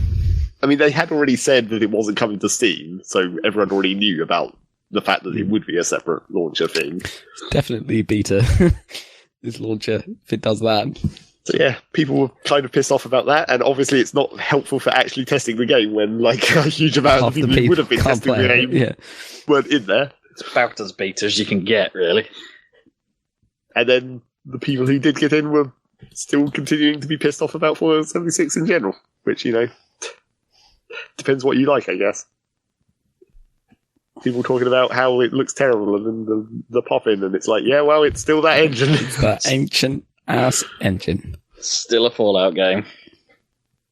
Ever way you cut it. You've got to hope that Elder Scrolls has got a new engine, right? Yep. Any of these upcoming Bethesda games. Got to make a move. Get a new engine. Gotta make a move! Don't poke the mic while we're recording. What are you doing? Yeah, no, I'm having thoughts about it working, whether it's working or not. It's working fine. Because you can't see the lights because the lights are very low on your mixer. Yeah, weirdly... You can see it for me because I'm loud. Yeah, they seem a lot lower for... There you go, that's better. They seem a lot lower for me for some reason. I was just a bit worried. Just look at the waveform. That's the one that we can actually tell you. Wait. Yeah, that worked. So that's new, I guess, is it? Is Steam ever going to do a subscription model? They could probably kill it. I don't like the idea of Game Pass, really. But the licensing would be too much of a problem. Yeah, well. I don't know. I mean, Valve could do a subscription model to their own games, but that wouldn't last long. Yeah, that wouldn't last. Yeah. But I bet some people will get on board with it, like, for the Netflix of games, right? Yeah, it depends. Like, yeah, it's an awkward one. Yeah, I reckon they probably could, but then, like, the games that turn up on Game Pass at the moment tend to either be indie stuff that's flying a little bit under the radar, and they want a little more exposure, so they don't mind going down the Game Pass route, I guess. Like Rocket League did. Well, that wasn't Game Pass back then, but functionally the same. It is now. I was thinking more like Laser League launched on it. Sure. For things like that. And Onrush is now on it, for instance. Clearly flew under the radar for a lot of people's buying habits. Yeah, I don't know. I don't know. I sort of don't know how Steam fits into it a little bit. Like how the service would differ, like what games would actually be on it, because there aren't that many like top tier stuff turning up on Game Pass unless it's Microsoft published. Well, I mean, you'd have to assume that they basically do the same thing, right? They use the ones that they could get and their own games as the big ones, and just hope that the indies would fill in the other slots. I guess. I mean, Game Pass has the obvious advantage that they can rope in quite a lot of. Well, I suppose it's not really an advantage actually. You think about how Steam works, but it's like a lot of last gen stuff gets roped into Game Pass because they just have it, and back compat is a thing. So it's like, yeah, this just works. Go for it. You never played Banjo-Kazooie Nuts and Bolts? Well, now you can. Woo! Great. About that Perfect Dark, son. How many versions Only the of that original, have you got though. now? Yeah. The original 15 frame per second version. Oh, boy. If you're lucky. Oh yeah, that was the other thing. That just reminded me again of another slightly more major problem that people found with Fallout 76. The game is tied to the frame rate. Oh, wait, what? The physics. The physics are tied to the frame rate, which is a slight problem in a multiplayer game. Yeah, how on earth does that resolve? Apparently it doesn't. Like, if you look at the floor, you can literally run faster. That's hilarious. It's really funny. So I assume that's on machines that are actually frame limit. Well, basically... That drop below 60. Yeah. Basically, you have to... Actually, was this on PC at all? It's on PC, yes. So the PC version, like, can clearly must be able to go up to 60 at least. I right? don't remember... I'm forgetting how the story went, but I think the frame rate is not limited, or it is limited. What, so it forced to 30 on PC? Oh no, right, that's it. Yeah, it because it's still the same engine, as we've been saying. It's an INI file, and you can just change it, like you could in Fallout 4 or whatever. And if in Fallout 4, for example, you could bump the frame rate up to 95, but if you went past 95, then it started fucking with the physics. Oh, interesting. Because then it started, or then it started fucking with the physics in a more noticeable way, at least. To the point where it actually started breaking, I guess. So basically, the problem here is that because it's still the same engine, and because they've made the really obvious error of it in a multiplayer game allowing you to edit the INI file, which why would you allow users to edit any file in a multiplayer game? But yeah, you can fuck with the frame rate and therefore allow it to go beyond the physics engine and then gain an advantage, I guess. That's weird. Like, okay, so saying on my machine where I have 120 frames monitor and I let the game run, I set it to 11. And you want it to run at 120, yeah, because you want it to match your frame. So I just said, does the game just run faster for me? Sounds like it. Weird, man. What odd choice. Well, it's not really a choice as much as they just kind of forgot how their engine worked. So who knows what they'll do with that? I mean, the obvious answer would be frame rate limiter. Just lock it at 60 and hope that you don't piss off people who can't get 60. Yeah, but how does that affect the console versions? Is it, well, presumably the console versions are frame rate limited. Is it because of that thing where you said where it's like it only starts to screw up past 95? So yeah. If you're running it lower than that, you're fine. Yeah, probably. Although supposedly the version of the engine that Fallout 76 is on is actually an older version than Fallout 4 even. It's like they've actually gone back to an earlier version of that engine. Oh, weird. It's a weird choice. There's a lot of weird choices going on with this thing. So who knows what is actually going to happen. But people don't like it, so it'll probably fail. The name Fallout 76 itself is starting to grate on me. Because there hasn't been 76 Fallouts. I don't know. It's like, I mean, it's not. That's clearly not the reason it's annoying me. But it's like there's. I don't know. It's just something about it. It's just starting to get irritating. 76.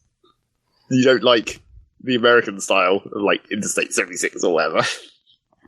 I think it can. You don't like hyphenated, abbreviated years attached to your game names. Well, no, that's not less, hyphenated. That's less what nice. You call that? But I don't know, I think there is something cool in like Route 66 and all that stuff. But like just 76 doesn't quite work. It's 10 too many. I don't know. I think it's because we've been saying it a lot as well. Like Fallout 76. It's like when you combine it with the word Fallout as well, it doesn't feel like it flows. Fallout 76. Are you literally thinking of Interstate 76? So, that was a game, wasn't it? That's what I was thinking. Oh, was it a game? I think so, right? Ages ago. One of those terrible truck driving games. Yeah. Was it a truck driver? I thought it might have been like arcade truck driving, not like simulator. Right. Bit like I don't think it was truck driving. I thought it was like cars with guns. Yeah. Like Maybe. Stupid muscle cars with guns for no reason, and it was like super blocky graphics, like Vigilante. Is it Vigilante 88 or something? The other one with a number in its name, or were they just called Vigilante? Like there was a car combat game on N64 around that. Well, I'm sure there's been plenty of games that use that same abbreviated year attached to the end of the game. Road to World Cup '98. I don't know if it strictly counts. When but it's like a sports event, yes. Yeah. Although, or even to a lesser extent, King of Fighters. That was the weird thing where they went to Madden 25. Right, yeah. For the anniversary one, instead of whatever year it was meant to be, 2014. No, that was it. It was called Vigilante 8. Oh. I don't know why. I think it was called 8. I don't think because presumably it wasn't the 8th one. Yeah. Right. That was the N64 one anyway. I think they did do a sequel to it, but I don't know what they called it. Vigilante 9? 8-2. 8-2. Vigilante 82. What's the name of the soldier in Overwatch? Isn't he 76 as well? Or is he 72 or something? Soldier 79. I'm just trying to say it out loud. No, I don't remember. 76 sounds right, though. Yeah. I think we've just said 76 so many times. Yeah, that might be the problem. I was going to say that would be an awesome way to make your game sequels. If you make just instead of sequentially going up numbers, just add another number. Start with Vigilante 8, then have 82, and then 832. Just keep it on. Well, not 800, 827. He is bloody Soldier 76 as well. Blizzard can sue them. Or alternatively, Bethesda can make a subtle reference to a soldier in Fallout 76. I guess. Yeah. Probably what they'll do. Yep. There'll be a jacket somewhere with a giant 76 on the back. Wait! And a visor. Yeah. Yeah, definitely a visor. and there'll be like he'll shout "target rich environment" every now and then. Or the mission we call target rich environment, where you go and find those items. Yeah. I've got you in my sights. Oscar Mike. Not the right kind of soldier. This is totally just a random, complete shift in topic, like non-sequitur style, except it's still about video games. I was thinking the other day, you remember how there was all those, I forget which Black Ops it was, but all the memes about Ramirez capturing McDonald's and all that stuff. Boy, yeah, which one was that? Yeah, I know what you mean.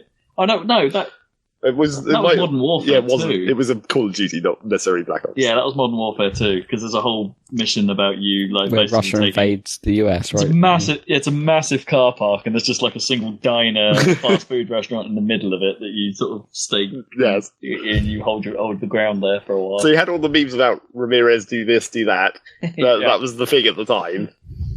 And then I was thinking about that the other day for some reason, but then I remembered that there was actually a completely separate instance of that in World in Conflict, because your main character, who's called Parker, he gets told to just do everything.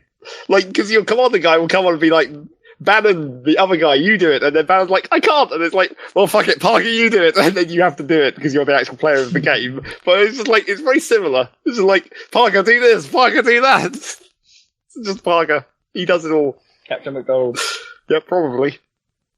I don't remember whether there is a diner ever in that game. Probably. It's just a generic building, so where do you put dudes in? Parker, go photograph Spiderman. That's always the problem. Take a photo of yourself. Games. Which is the name of the next segment. I guess. For as much as we have named segments. Indeed. It's time for what you've been playing. That's the name of the segment. Yeah. Shall I talk about Red Dead then? I guess. We better start with it. Yeah, let's game of the week. Well, yeah. I have been playing Red Dead Redemption 2 that I was pretty hyped for. You were pretty hyped for it too, Rob, right? I am still pretty hyped for it. You're still pretty hyped for it? I've not played a cent of it, nor have I seen much gameplay of it other than a dude being killed by a moose. Yeah, I saw that as well. Such a good video. Oh, I don't think I've seen that one. Have you seen the one with the mud print or whatever that went around? So it's like, it's just showing off the detail in the game, but it went around like the day, I think it came from Eurogamer, and it went around the day it got released.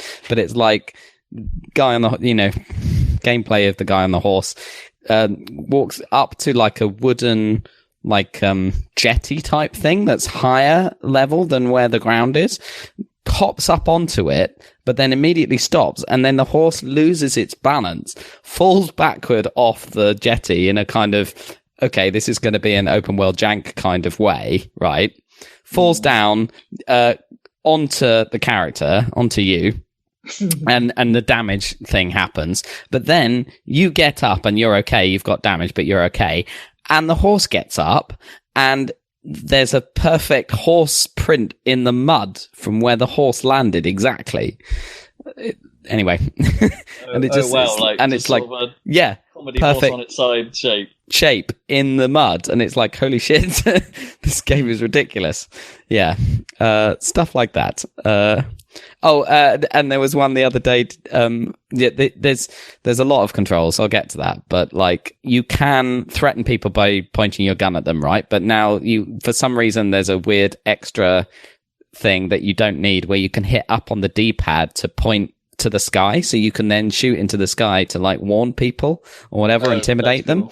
So there was one where he's pointing his gun at the guy, goes up, shoots into the sky, and then just a dead duck just lands right next to it.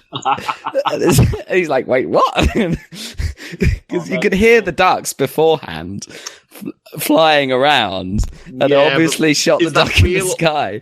Is that real, or was that just preset? I think it was real. I don't think they... Or is the game fudging it a little bit to be like, hey, this will be funny?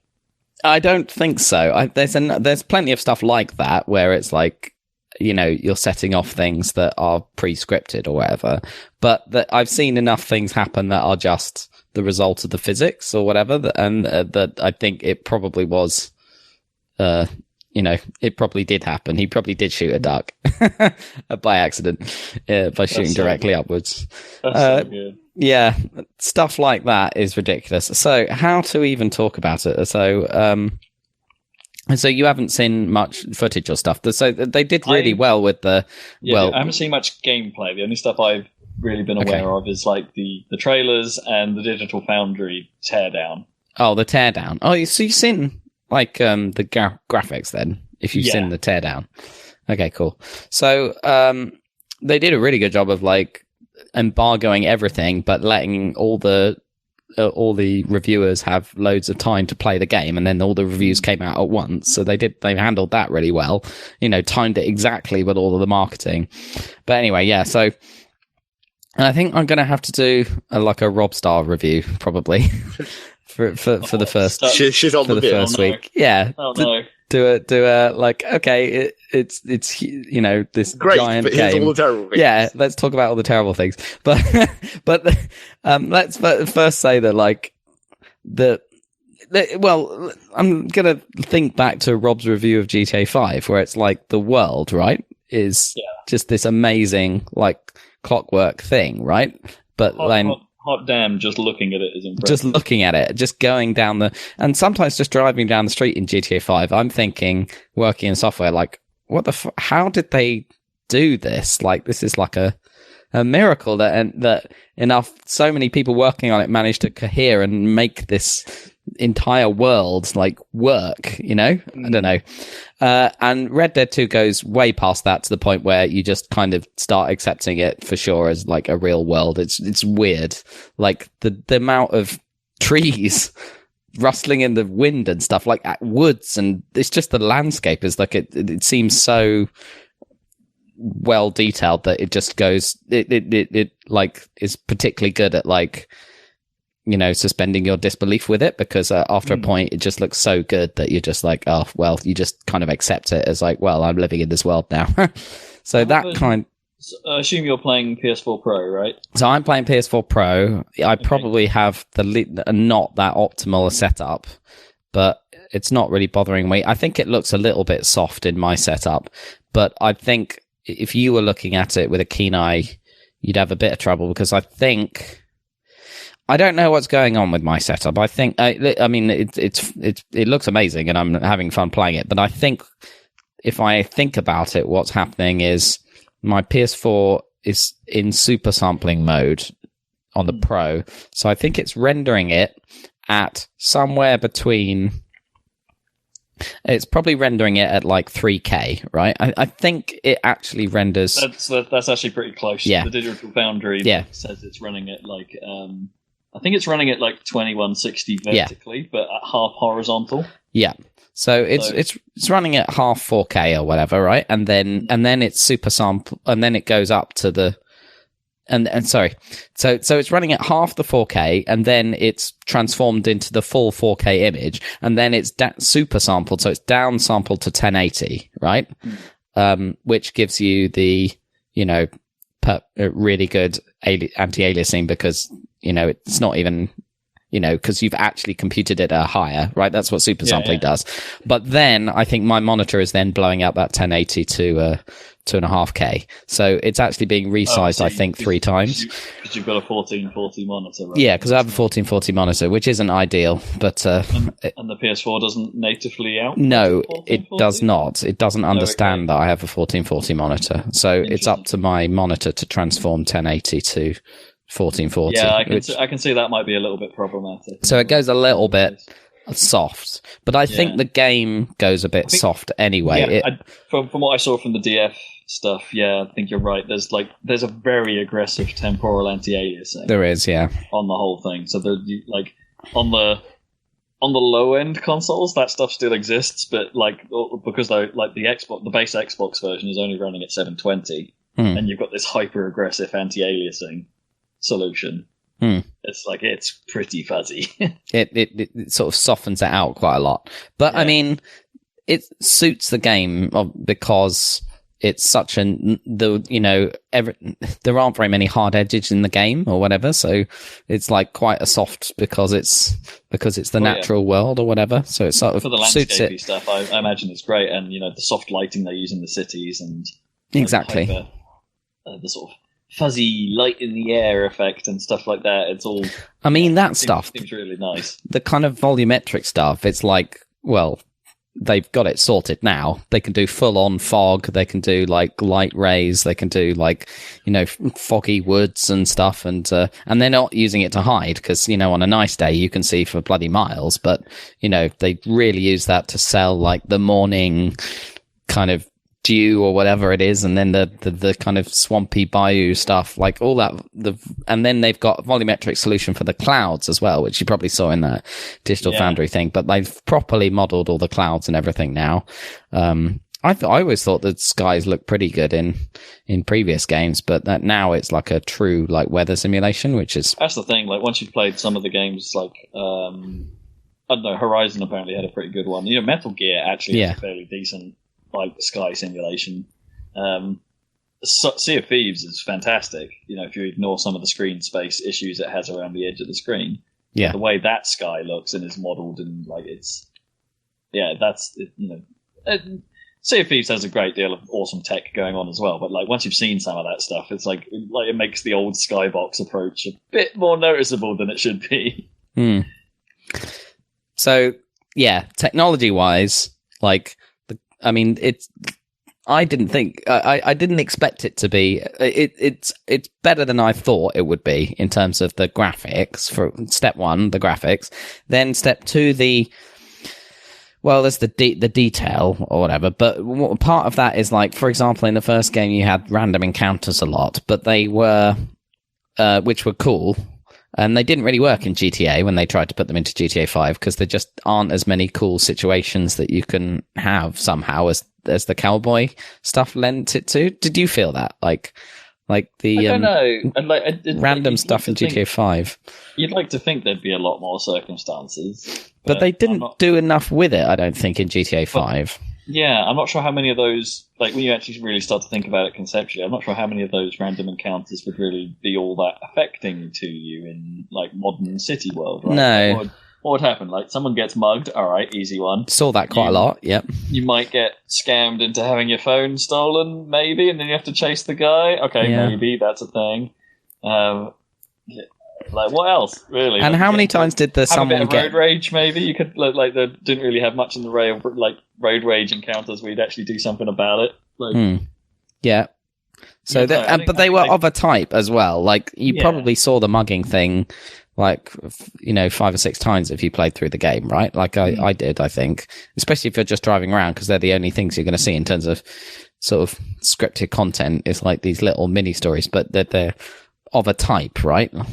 Yeah. Whereas in this one, they've poured so much resources into it, so much effort that like these things don't really happen twice, and they really are like the random encounters are really like some of them are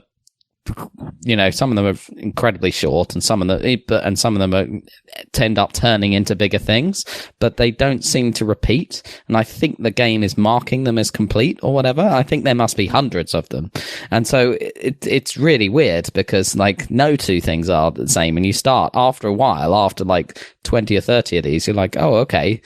It's just like life, right? Where every situation is different. Obviously, that can't last forever, but if it can last for 100-hour game, that's incredible, right? I think that some of this must be due to like some of their new systems, whereby like the outcome of these things is allowed to be variable. Like there isn't such a.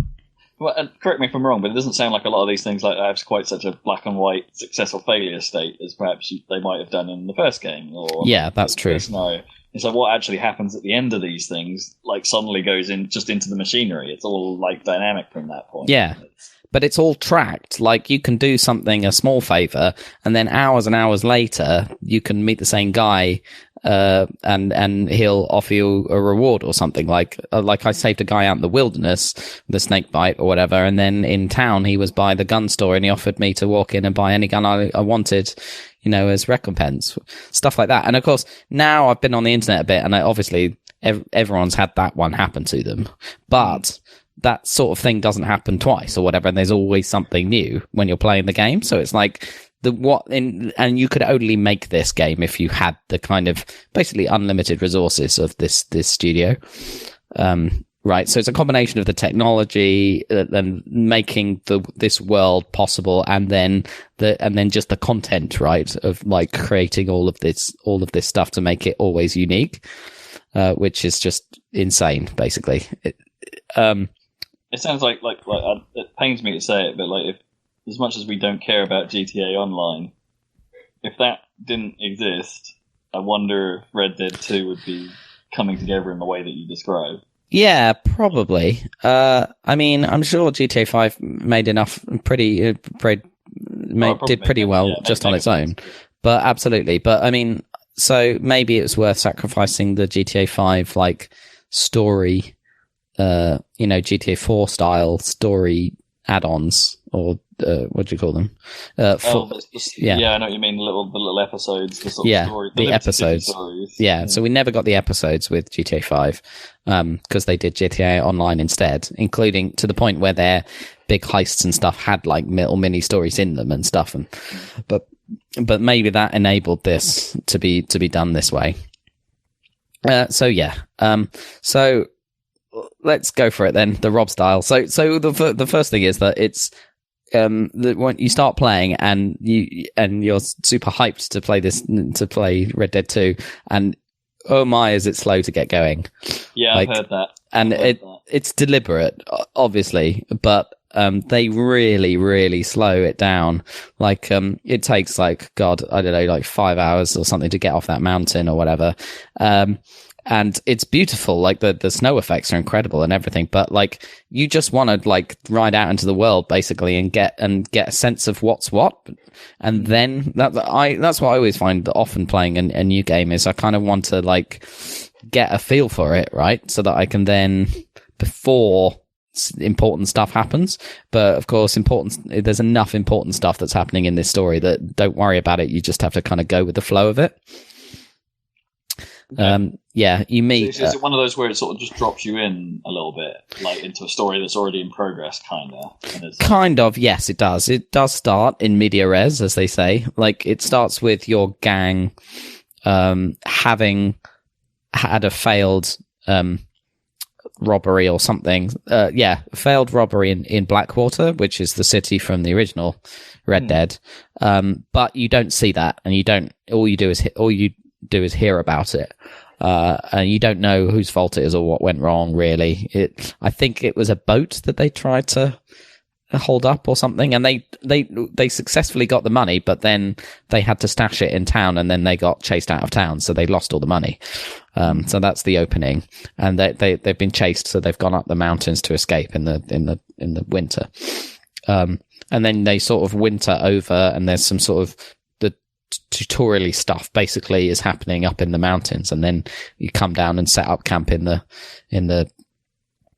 heartlands. So this is the thing is because they have this amazing technology and stuff of doing the trees and woods and mountains and everything better, it's set a bit more west, right, than the original game. So obviously in Red Dead, they could kind of get away with the limits of technology by doing a desert, right? So they didn't have to need so much foliage basically, and it still looked convincing. But now they can do all the foliage. So they've gone further east. Sorry, my mistake. Yeah, I know what you meant. Like the evidence. Yeah, east is what I meant. Because I'm immediately not sure about that decision. Not having enough of what I'd call a traditional Western environment. Well, that's just it, isn't it? So the truth is that if you've seen a bunch of Westerns, that genre spans the entire American West, right? And there's quite a few Western kind of stories that are set like further north, like or further into the plains where the Indians and stuff were, because like the Indians did not live in the desert of New Mexico or whatever. Like they lived across the whole frontier all the way up to Canada and into Canada, right? so there's like the Black Hills up north. That's where, like, have you seen there's that series Deadwood that's set there? So there was like a gold rush into that area. So, and then the whole Rockies basically was obviously the edge of the frontier until they managed to cross over them, because they're pretty formidable physical barrier. So actually Westerns, and go over a much wider array of landscapes. But I tend to think of spaghetti westerns, like The Good, the Bad, and the Ugly, and they're the ones that are set. They're the ones that are more set. Towns with bars with swinging doors, and so you can have that across the country. Basically, it is true that there were swinging door saloons and stuff up north in Deadwood, and there were gunslingers, and then of course in the actual pastoral land you have the actual cattle that the cowboys actually are there for, right? It's all about cows. It's all about cows.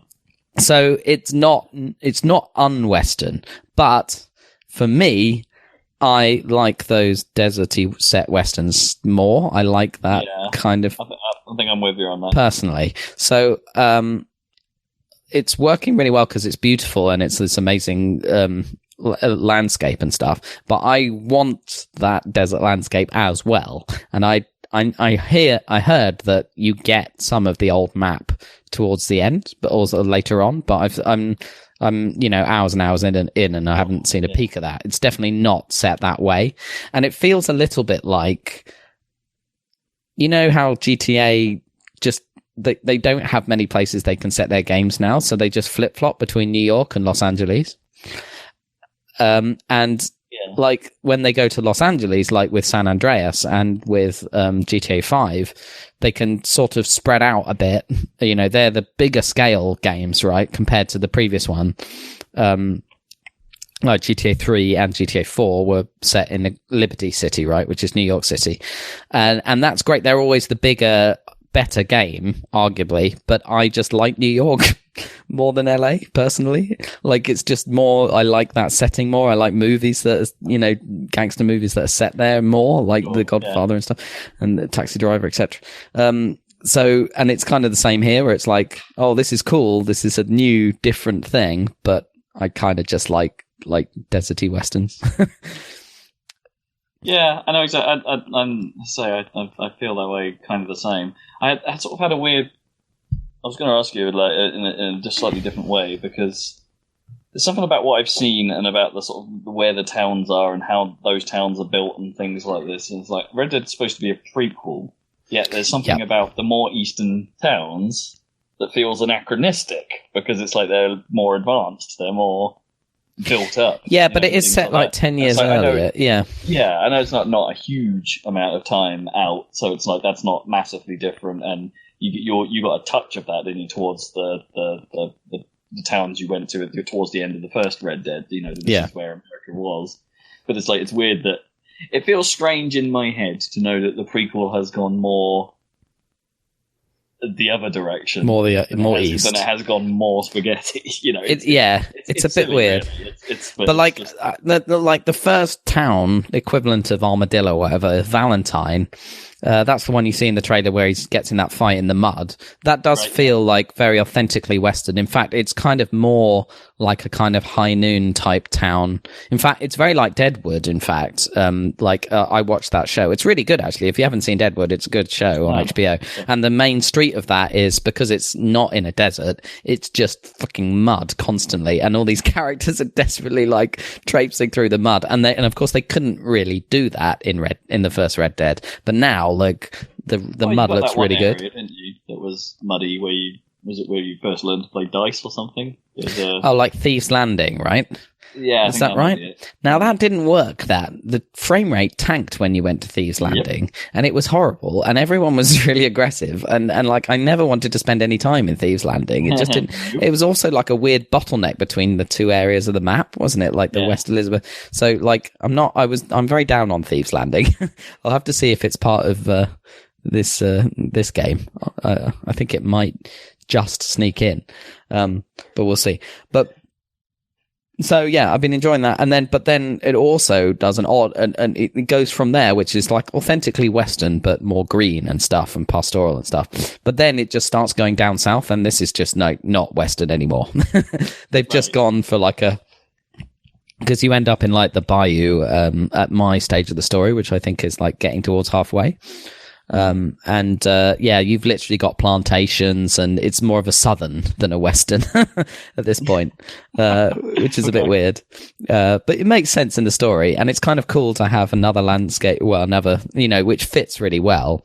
And it's cool to have those stories, but, it's gone quite far from the spaghetti western kind of thing that I like. But it's selling it, with the story. So that's good. I don't know, it's a little bit hard to knock it too much, isn't it? Because like if they'd have done exactly the same thing and it was in the same areas and you went to Mexico and all that, we'd probably be having the same conversation. Exactly, complaining about it. Yeah, so I mean, but I loved that first game. I mean, it's so good. Oh, yeah. But yeah, I know a friend of mine has gone back to it pretty recently and says, "Yep, this holds up. You can still very easily play this, and you wouldn't really know it's a 360 game." But as soon as you jump to this, you're gonna find it hard to go back. That's the reality. Mm-hmm. Like when you see this, and so let's do some Rob style stuff. So, oh my goodness, the way Rockstar, it's a blooming Rockstar game.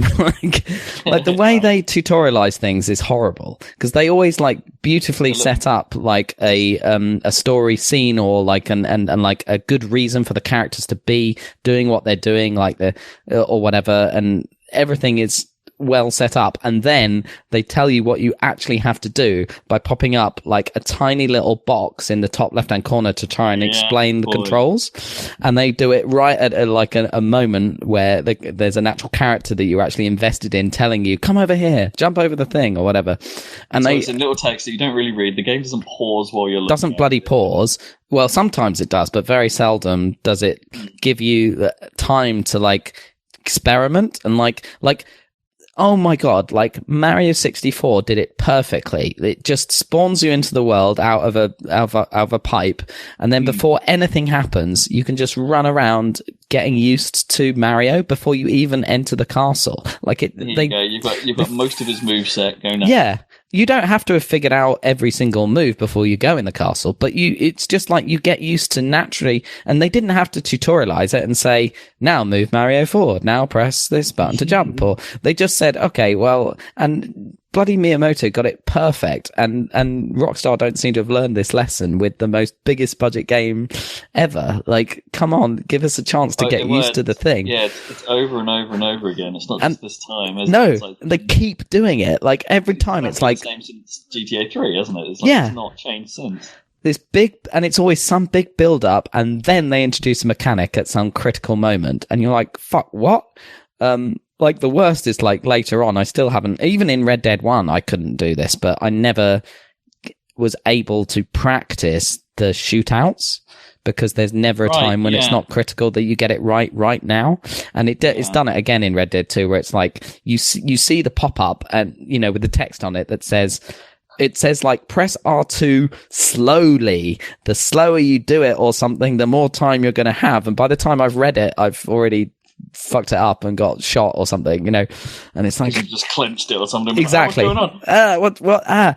And so and then like, so that's that, and then the character movement. They've gone fully with the whole skeletal animation based movement. They haven't made any concessions to like arcade. Do you know? It's like from the old ones. They have improved, right? But it's still like, your character's position kind of decides, rather than, do you know what I mean? Rather than like a direct mapping to your inputs. Oh, right, I see what you mean. So there's like the physics model rules, basically. So yeah, a little bit like how Witcher took a bit of flack with its animation system, because it's like, the animation was super fluid, but it felt like it would take a really long time to actually react to what you wanted to do because of it.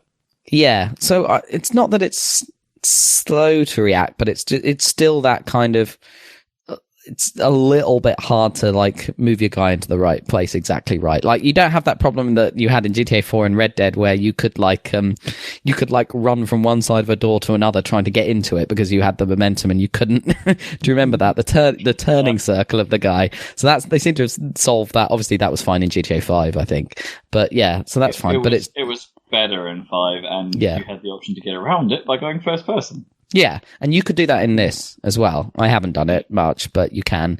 It's quite useful sometimes to be able to switch very quickly. On the PS4, you switch by hitting the middle, the touchpad, which is quite good, because there's quite a few bits where you're kind of searching around a house and stuff and picking up things and looking for stuff, and of course everything is individually modeled and stuff, and you can look at a can and be like, pick that up or whatever.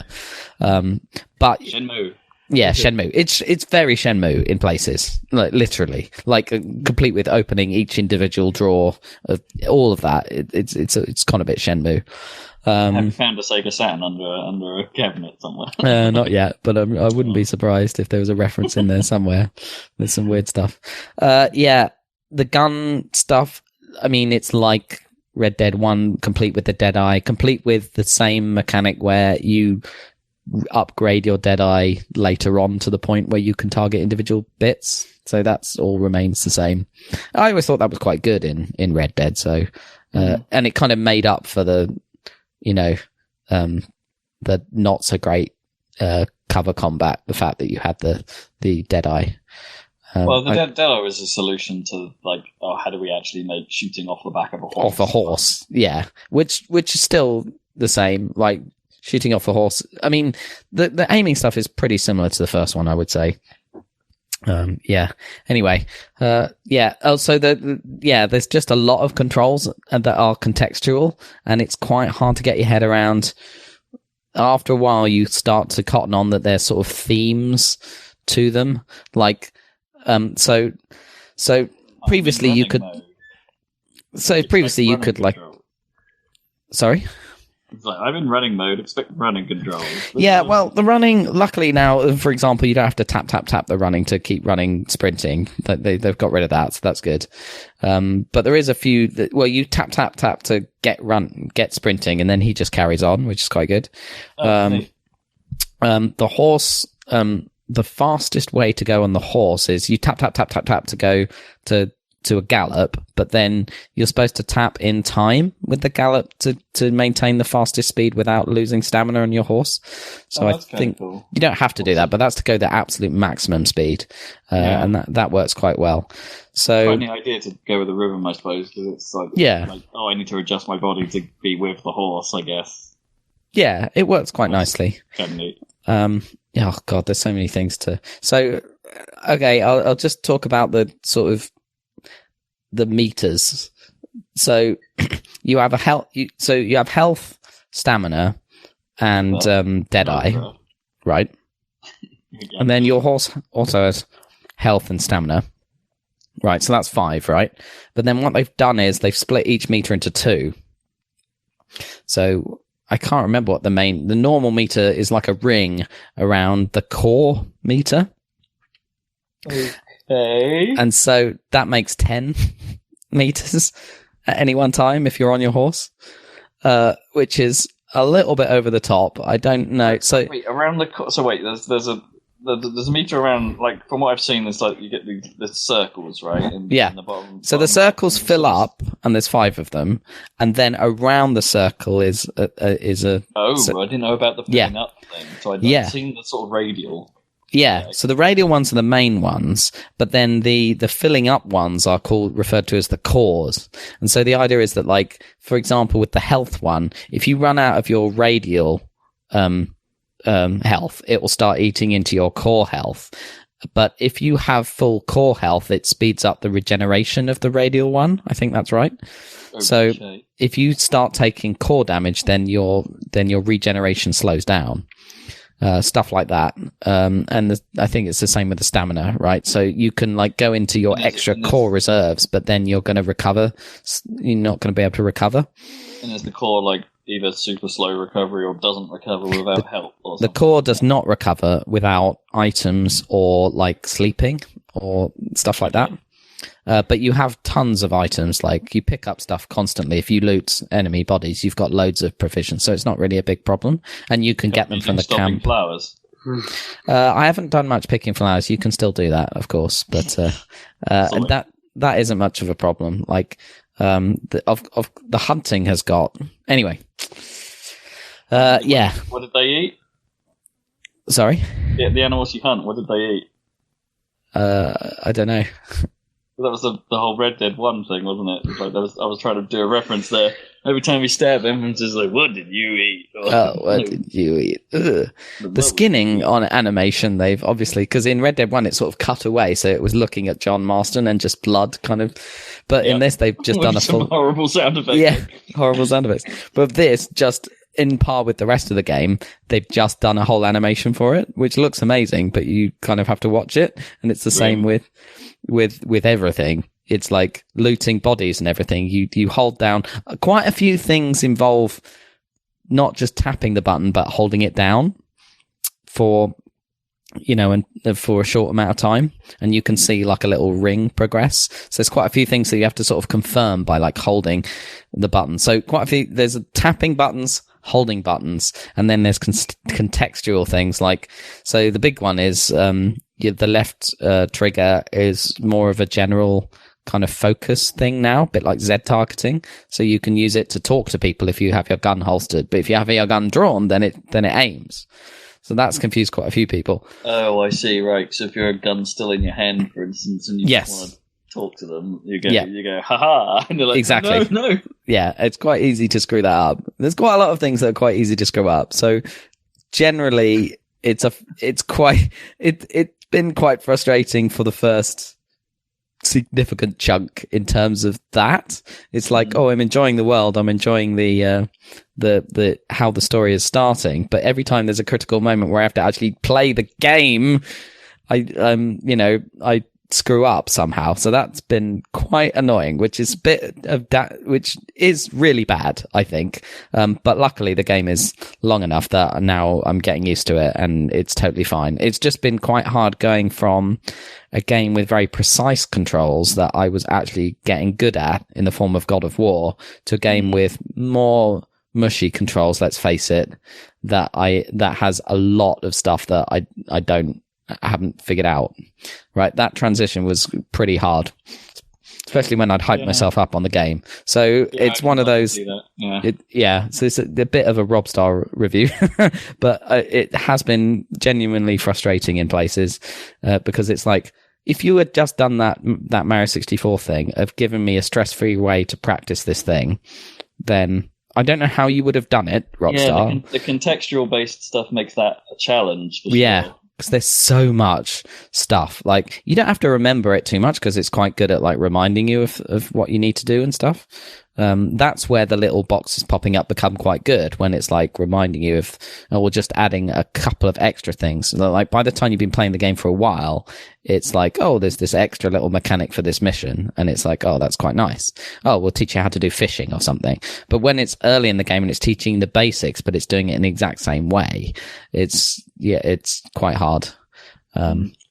So that would be my thing, is just stick with it, because it's taking its time, like on purpose. Like, it is one long ass game and big ass game. And I hope it does go a bit spaghetti towards the end. I hope I do, because I mean, it's so big that I've seen one style of landscape now. I've seen the southern. Now I think that the obviously the story is going to take me around the map. But I'm enjoying the main story stuff, and I'm enjoying all the stranger missions and side missions and stuff that you just sort of fall into.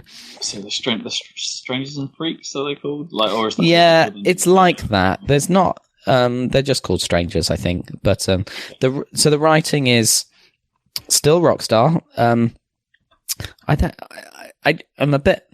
I think those guys, like at the head of Rockstar, like the Hauser brothers, they're the writers, right? Like they're always the main writers. They're part of the team, anyway. Yeah. Yeah, but you're never going to get a Rockstar game that's not, like, in terms of writing, helmed by the same people. So it's not like you'll get, there'll be one that has a different writing team. Yeah, so you're going to get the same kind of feel in many ways, like seeing a new Tarantino film or something. But I think they have. So I think in general the technology has got better faster than the writing, but that doesn't mean that the writing hasn't got better over the years. I thought that Red Dead, the first one, just in terms of the full arc of John Marston, was, a bit more poignant and, a lot more poignant and emotionally sort of interesting than Grand Theft Auto was by a mile. And I thought GTA 5, it tried, with its 3 characters but I don't think it quite reached. GTA 5, I really don't. I don't think that story really hangs together particularly. I don't think so. It was better than. I mean, it had a lot more to it than 4, but I don't think it was as sort of. It's one of those things where the little portions of 5 make a great deal more sense than the whole. GTA 5 is kind of is weird, and you can look at. I've forgotten his name now. The guy who turns into an assassin. Franklin. Being a good guy. Franklin. Yeah, his whole arc is. Doesn't make sense. Yeah, it doesn't make sense. Well, so this is probably the best so far of that stuff. Like, there really were gangs so you're part of Dutch Van der Linde's gang. Dutch was kind of the big bad of the first game. Well, not the big bad, but the guy that you were chasing down for most of the game as John Marston. And so this is being a prequel. Your character is in the gang led by Dutch, and John Marston is just a character in the gang, and you go on missions with him, and he's there, and his son's there, and his wife's there, the whole thing. So it's obviously the same voice actor, like it looks like him, and so that all works. So your character, he's good. He's a little bit of a blank slate, but I guess so was John Marston at first, right? But I like this guy's character, Arthur. The actor does a really good job of selling it. Like he's just like he's kind of amoral, I suppose. He's not it's got one of those honor systems, but it doesn't really play much into too much, I don't think. Obviously not in terms of the story, but it's there. But his character is neutral enough that you could play him as he is a really bad guy, robbing people constantly, or you could play him as a Robin Hood type character. Either way, he's a thief, and he's totally cool with that, which is kind of cool and works. Yeah, they put themselves in a tricky position, I think, with a game that, as all open world games, actually to some extent get better at what they do. Having a character who has character, becomes a harder thing to achieve, whilst you also role play him in the way that you want to. So the other thing they can do is just have a lot of other characters, right? So what this game has done is, instead of the GTA 5 thing of having 3 characters you play as, instead you have the one fairly neutral character, and then just lots and lots of not just side characters, but major characters, right? Because there's a big gang. And so that works really well, because you go on missions with all of them and stuff and start to know them. And they're all at your home base, the camp, at all times. And similarly to the, every little random encounter being a carefully crafted piece of content, every time you're at your home base, which is all the time, right? There's always new conversations and things going on, and then everyone is always interacting with each other, and they're responding to missions that you've just done and what's going on in the story. It's actually, it's pretty impressive. Every single time you wake up in the morning, you can go and have a different little event playing out in the camp. Which is, I don't know how they did it, but anyway, but they make you walk really slowly in the camp. Right. Yeah. Stuff like that. They really make you walk around and hold that left trigger and say hello to people. Well, they don't make you do that. You can be really annoying and hit the antagonize button. I don't actually know what that does really. In the camp. Yeah, you can be rude to your fellow gang members. So if you play as an asshole, I'm not quite sure, because you could be an asshole to normal people and be nice to the people in your gang, or you could just be horrible to everyone, I suppose. Yeah. So proper renegade run. Yeah, I suppose. I think that would be a bit weird, but anyway, we'll see. That'd be funny. And of course, I want to punch at least one guy in the face, like, or through a window, something like that. Like, oh, you definitely can. I don't know if you can do that for no real reason. I just want to be like in the especially in your camp, just have someone come up and go, "Yeah, you're right, mate," and you just go punch, just like proper Western. I was drunk. Yeah, exactly. Well, you could definitely do that. Yeah, for sure. Be funny. So that's working well. So again, that was frustrating that it was like, so at first as well, they teach you the hunting mechanics or whatever, which are a bit more involved now. Now you have to like track scent trails and stuff. We don't have to, but you know, that's the way you can sneak up on prey and stuff, and you've got a bow and arrow, and then you later learn you can study them and then figure out the best way to kill them to get the best quality pelts. But I haven't like dived into that much beyond the start, because I was just interested in the story and moving on. But at first it seems like, oh, you have to hunt deer and stuff in order to supply the camp with enough food, and otherwise they'll get pissed off. But after a while you make enough money from just doing the missions and like that you can keep the camp well provisioned and they're not getting pissed off with you at all. So it's not, it seems like at first there's like all these systems that could get really annoying if you have to do all this maintenance and watch a bunch of slow animations before you can get to the good stuff. But you actually don't have to. It's totally fine. You can just mainline the stuff you want to do, basically. What you do? Yeah. Yeah, I wonder, if that stuff is only really useful if you wanted to like go for the rock star 100%, and it's just something. Well, you can get advantages out of it depending on how you play, I guess. So you can. So there's like stuff you can craft based on what skins you get and stuff. So if you want the best possible kit, then you're going to be doing quite a few. And there's challenges as well, of course, like Chivo type challenges to do. Okay. Yeah. I can never remember if that stuff was all that essential in the first game. It's not. It's not. There's like a bigger bandolier. It can hold more ammo now. Yeah, exactly. It's that kind of stuff. This has like satchels and stuff that can hold different amounts of the replenishing stuff. But that you don't really need that kind of stuff. But it's, you can get all kinds of different weapons and stuff. I think that you can tell they've put a lot of effort into the weapon modeling and all the mechanics around. You have to clean your weapons and stuff. There's tons of like realism type mechanics, like, you have to brush your horse, and I keep saying you have to, but you kind of don't, but it's quite nice. You can keep up with all these things, clean your guns, pat your horse. Yeah, there's some stuff I've heard where the game will react to your personal hygiene. Yep. You can take a bath. That's quite good.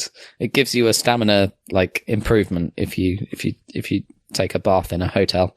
It's really cheap as well. It costs like 25 cents, so it's worth doing. But that has a whole animation, right, where you're holding down buttons to like scrub each individual leg, and it's like you really have to be like quite relaxed when you're playing this game and just sort of take it slow.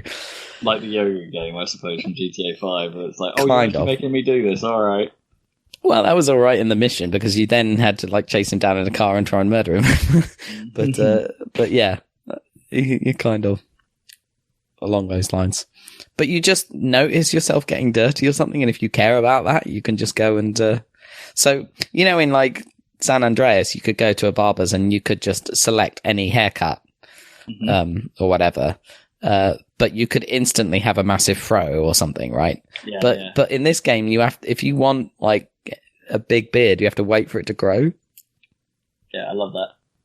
And then if you don't shave, it'll get really big. You're never cutting it. Oh, you're going to be super beardy, man. I'm going to be a massive beard. I've got to make my make my cowboy look as much like my new Xbox avatar as I possibly can. Like, there's a dumb mechanic where when you get in a fist fight or a really bad gun battle, you can lose your hat quite easily. Your hat gets knocked off, and if you don't forget to pick it up, then you kind of think you've lost your hat.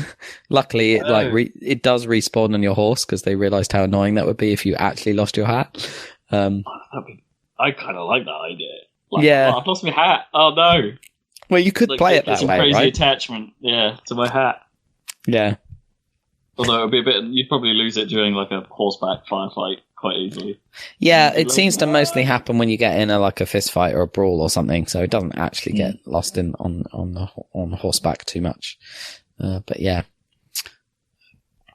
Is that enough for now? That is quite a lot. In fairness, I'm going to run out of time, so yeah. Yeah. There's some Red Dead 2 thoughts. I think if you started playing it, you would be pretty frustrated in a few places for a while. Right. That was certainly my feeling. So definitely a long burn. But then that's a similar experience you've had to a lot of games this year, right? Your God of War. That's true. But God of War was not unfair. Well, not that I'm saying this was unfair, but I think God of War did a bit better at tutorializing. It was just like in the difference is that like in Red Dead, they're usually like one-off mechanics in context of certain situations that you need to know. In that situation, I need to do this. Whereas in God of War, everything it teaches in the combat you can combine, and because it's just always combat, right? It puts its cardinal on the table, but it's not exactly that easy to actually then claim those cards. I don't know, my analogy's fallen apart. Well, it's just like, in God of War, there's no context. There's just one context, which is the combat, really, and then different kinds of enemies. So, yeah, exactly. But yeah, God of War, really good. Also, much tighter on the controls there. Did you get to finishing that? Oh, I did, yeah. I completed it, yeah. I should probably talk about that. But we might have to... might have to cut short. Does it wrap up well? Let's do that. Like, is it like by the end of it, are you going back or are you done? By the end of God of War, I'm wanting to go back and play more of just because the gameplay's so good, and I actually got good at it. So in that sense, I really want to go back.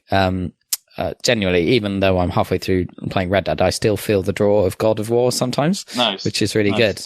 Quite unusual for me after finishing. That's very unusual. I was about to say, for you going into a Rockstar game and actually thinking about something else. Yeah, exactly. So it's good in that sense, but in terms of the story stuff, like it rounds it up quite nicely.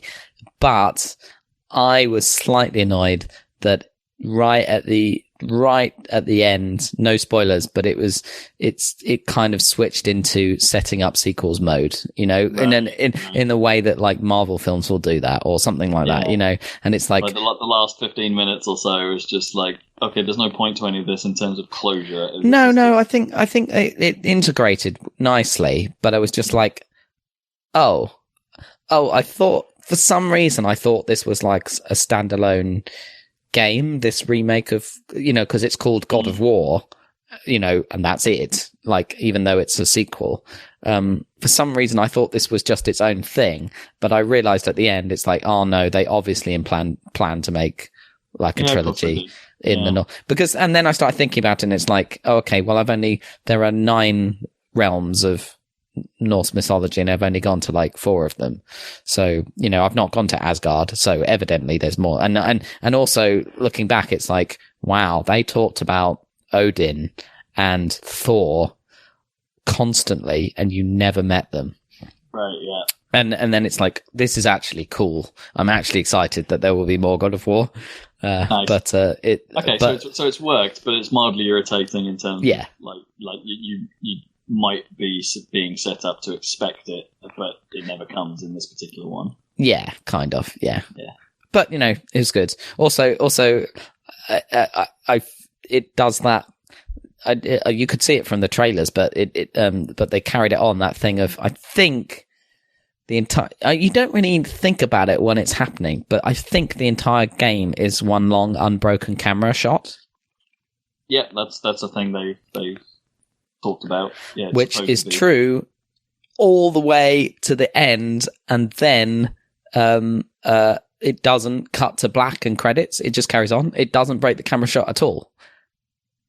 Oh wow! Yeah. So like, does it never go? Is there never a credit sequence? They put credits over as you're playing, like at the end. Oh, like, interesting. So yeah, it must be one of those like oh, there's a combat sequence or something, but we'll have the credits there. Like, it's not. I mean, it's just you. It's just you walking. Like it makes sense. Like, and he's talking and telling a story, but it's showing the credits like as if it was the start of a film, right? You know, right.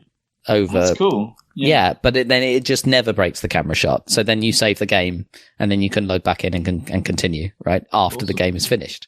So that I was surprised by that. No camera shot breaks even at the end of the game. That's awesome. Particularly vision. Yeah, very cool. I mean, a lot of what you're saying sounds like, except for this, going back to the sort of like the how the game ends kind of stuff. I think there's a lot of, from what I know of Horizon and Zero Dawn, and that's something none of us have played either. But like, I think there's a lot of that there as well. Like there are things in that game that never come to a particular conclusion. Like okay, that's clearly where you're going next time. Yeah, exactly. Ooh. It's interesting when they have the confidence to do that for a new franchise, but I think they're right in both cases. Horizon and God of War are definitely going to have sequels, so it's fine. Yeah, it can rub you the wrong way, but I think they've definitely gotten away with it.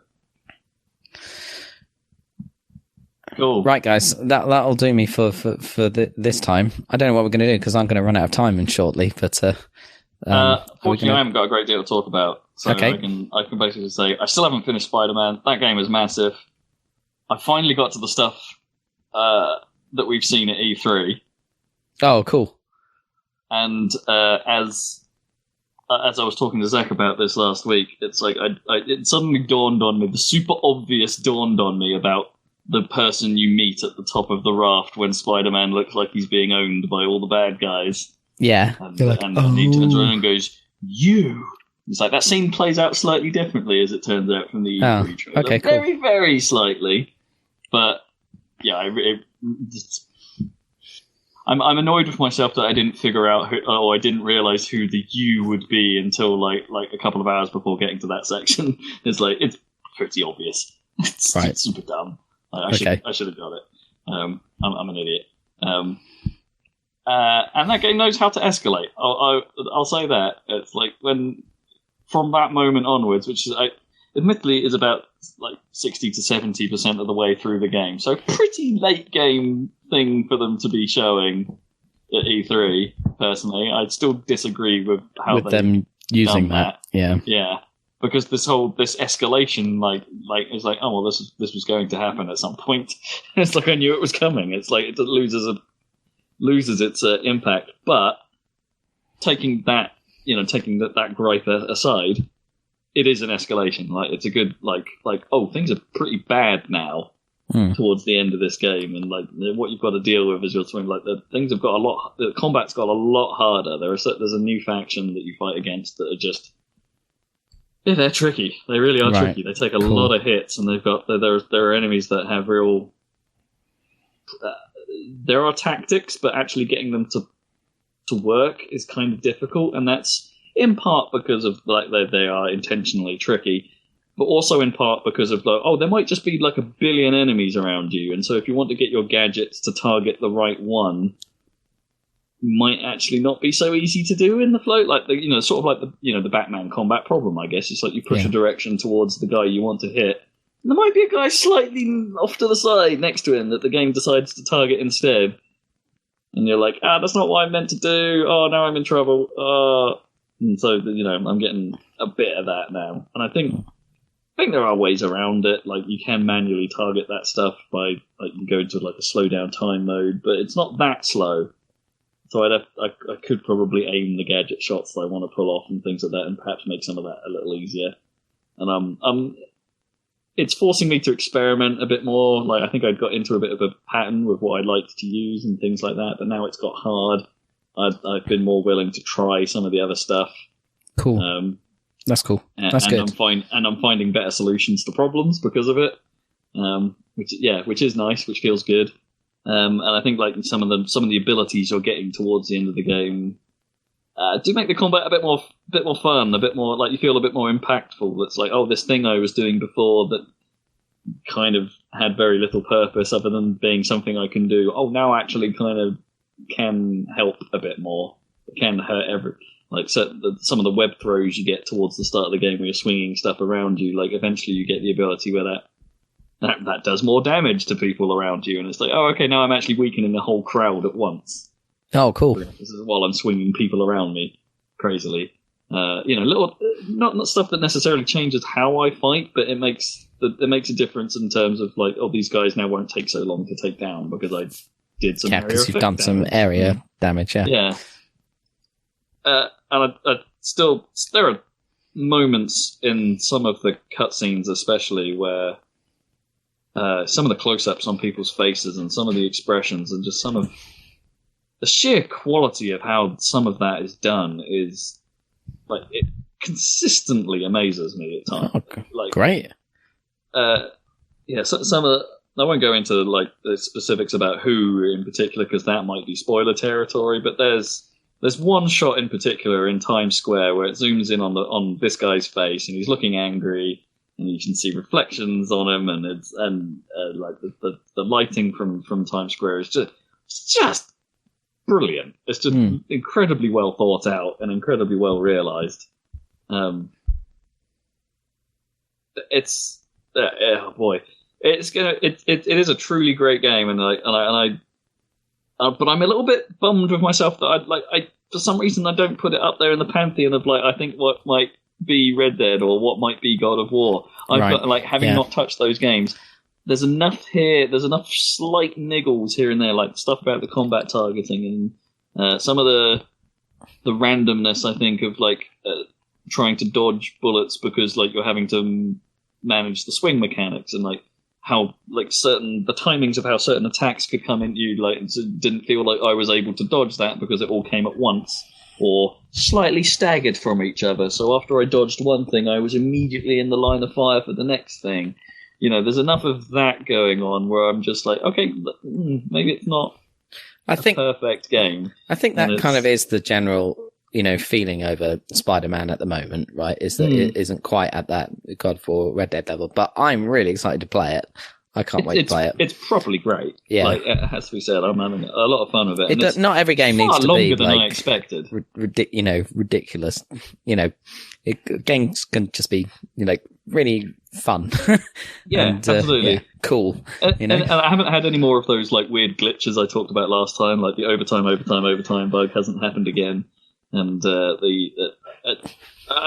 think there are a lot of moments where I think like the quipfulness of Peter means that he will occasionally be saying something while something more interesting is also being said.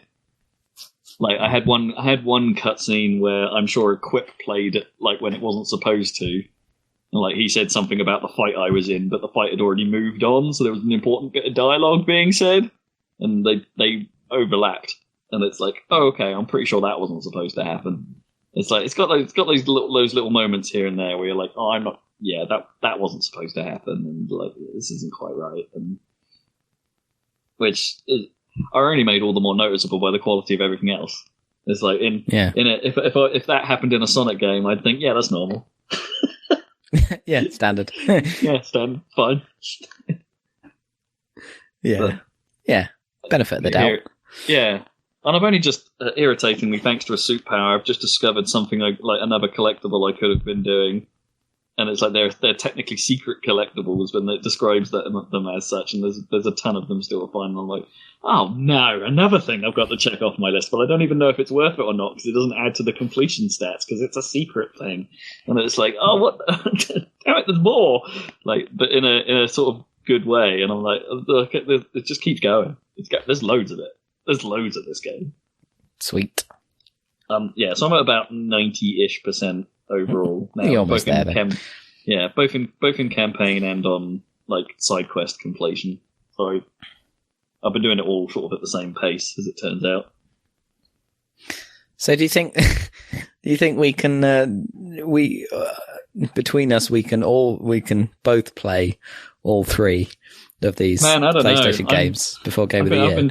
I'm starting to struggle with some of this because I'm wondering, cause I've been toying with the idea of whether I should go in on Soul Calibur. Right. Because there's a version of that you can get off CD keys, which isn't £75 with the season pass. Oh, and they announced the first DLC character is going to be 2B from Nier Automata, which is a cool pick.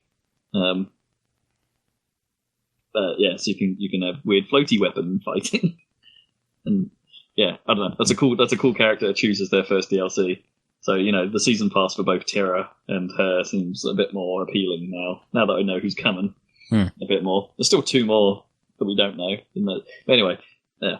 So I'm still contemplating Soul Calibur. I still like the idea of that. A bit of me is tempted by going back to maybe pick up Dragon Ball Fighters, given that that's now on deal quite a bit, and it's it's a nice fight. A bit of me wants to play a fighting game, is what I'm saying. But you're going to get Smash Brothers on December. Yeah, then there's Smash Brothers, and I want to play Red Dead, and I want to play God of War, and Kippers is really trying to get me to play Black Ops, because he's been playing it and says this is a good year. You should be yeah, obviously, it does seem that way in terms of the multiplayer, which is all anyone really cares about. Yeah. He's only been playing the main multiplayer so far, and says that alone is like this is a good one for that. He hasn't really delved into Blackout all that yet, and he doesn't care about zombies. So no, well, who does? And he's still saying, yeah, it's fine, go for it. Okay. Yeah, so I don't know. There's all this choice, and not enough time. I'm not going to get through it all for sure. Choices. But I think I need to play something else that you've played, so we can have a bit of a... Yeah, I was just thinking, proper discussion. Are you going to play one of the two? Do you think?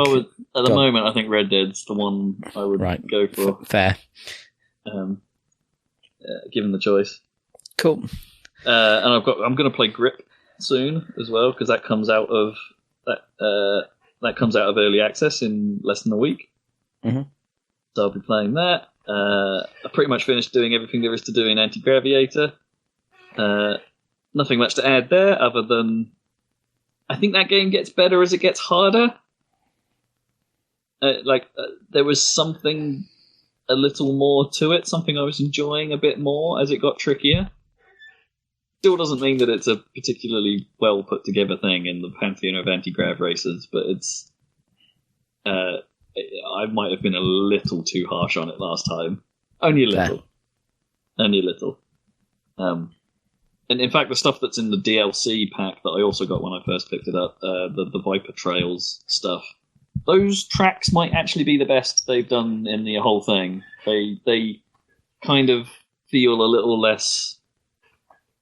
They just feel better designed, like a nice balance between turns and straights and... things like that. There's just the balance of the course design feels nicer. So kind of I use the word recommend very lightly, but if you're going in, maybe consider that DLC. It's only 3 tracks, but they're a good 3 tracks in the whole package. And that's it, really. Yeah, I'm done. We're getting the obvious. I mean, God, we have to talk about Lethal League Blaze. The sequel to Lethal League. Yep. That game is so good. And I've only played it for an hour with Zach. And it's which will be a video on the internet, sure. Yep, next week's video. Cool. Check it out on the Happy Salad YouTube channel. Yeah. So we'll talk about it at some point, I guess. I mean, Zach could probably talk about the campaign if he wanted to, but... Well, I mean, there's not much to talk about in terms of the campaign. It's just, bot matches and... surprisingly, not difficult bot matches. The AI, you can, when you're playing just a match, you can turn the AI up way higher than it ever gets to in the story or arcade. Which is nice, though, because it's actually quite easy. More of a challenge at the end of it. I went and played some of the original after we did the video, and tried to do its arcade mode, I guess, which it calls challenge mode. I can't get through that. It's hard, man. It gets pretty solid towards the end. Anyway, Lethal League Blaze, hell of a game. It's got a Hideki Naganuma track in it that's badass.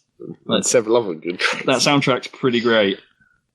I'm itching to play more until Smash Brothers comes out. It's really, really good.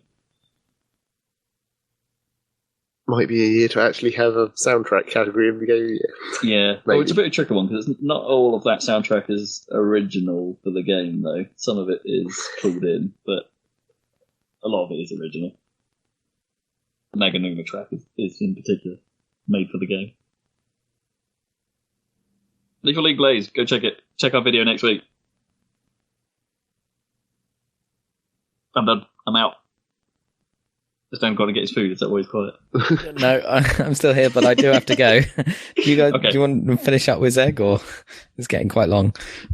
Yeah. Not much to say. We covered it. Well, I mean, I was the one that bought Leave League Blaze. I know. And I played it, and I played that, the single player, and it was a thing. It's fine. It's quite harsh on the unlocks. Like, you get points just for playing. So it's really only a time-based thing, but the unlocks are quite expensive. And you might not think that there'd be even that much stuff to unlock. Like, I immediately unlocked the characters, because that's the important thing, obviously. Of course it is. But I haven't got around to unlocking the levels. Not that matters. Was there more stages than we saw? Yeah, I think so. A few more. Not that matters. And then the slightly more weird unlock, apart from there's costumes or whatever, slightly more weird unlock is just music. Oh, really? You can unlock it and choose it to be your main menu background theme, but I think unlocking it also puts it into the random pool for whatever level it was assigned to. Oh, nice. Levels normally only have one track, but then if you unlock them, I think it starts playing the other ones that were for that level. Yeah, so it's a little like the Smash system. Yeah. That's cool. It's cool, but expensive Yeah. in terms of time investment, I guess. And I haven't played any online or anything, because that's not what that game's for us. It's clearly a local multiplayer game. Don't know how that would work with lag. Probably not well. Yeah, probably not great at all. And then... Especially when it's a game that demands frame perfection. Yeah. Like a fighting game. Well, yeah, even fighting games have windows. I don't know if this has it's hard to tell with this whether it has Well, at least you have a timing indication in this game, I guess. Yeah. And then I played a bunch of Rocket League, obviously, because we're still continuing to rocket fast up. Getting our grind on. It's not really a grind, it's just playing the game. Well, you guys have finished the pass now. I've still got a little way to go. I finished the pass and got the extra bonus keys that means technically the next pass will be free. You managed to get enough? Yeah, I've got all 10 of them that you can get out of it. So that's nice. So I probably will get the next rocket pass, I guess. Yeah. I kind of hope they don't do it immediately. There's a gap between them. Yeah, don't go in the Fortnite method. Yeah. Infinite seasons. And then I guess the main thing that I spent most time on was just playing more Oxygen Not Included. I've reached the point where I've basically had to start a new save, because it was an early access thing where I got to the surface after much time. Got to the surface and got to the point where I was going to launch a rocket, but it was a kind of a partially implemented problem where they'd made it so when you get to the surface, there's meteors that can hit the surface, and obviously they damage your ship or whatever, and then you can build automated detectors where it's close the blast doors when you detect the meteors are coming and all that kind of stuff. It's that's fine. But what they'd done was they'd made it so the meteors destroyed the blocks on the surface.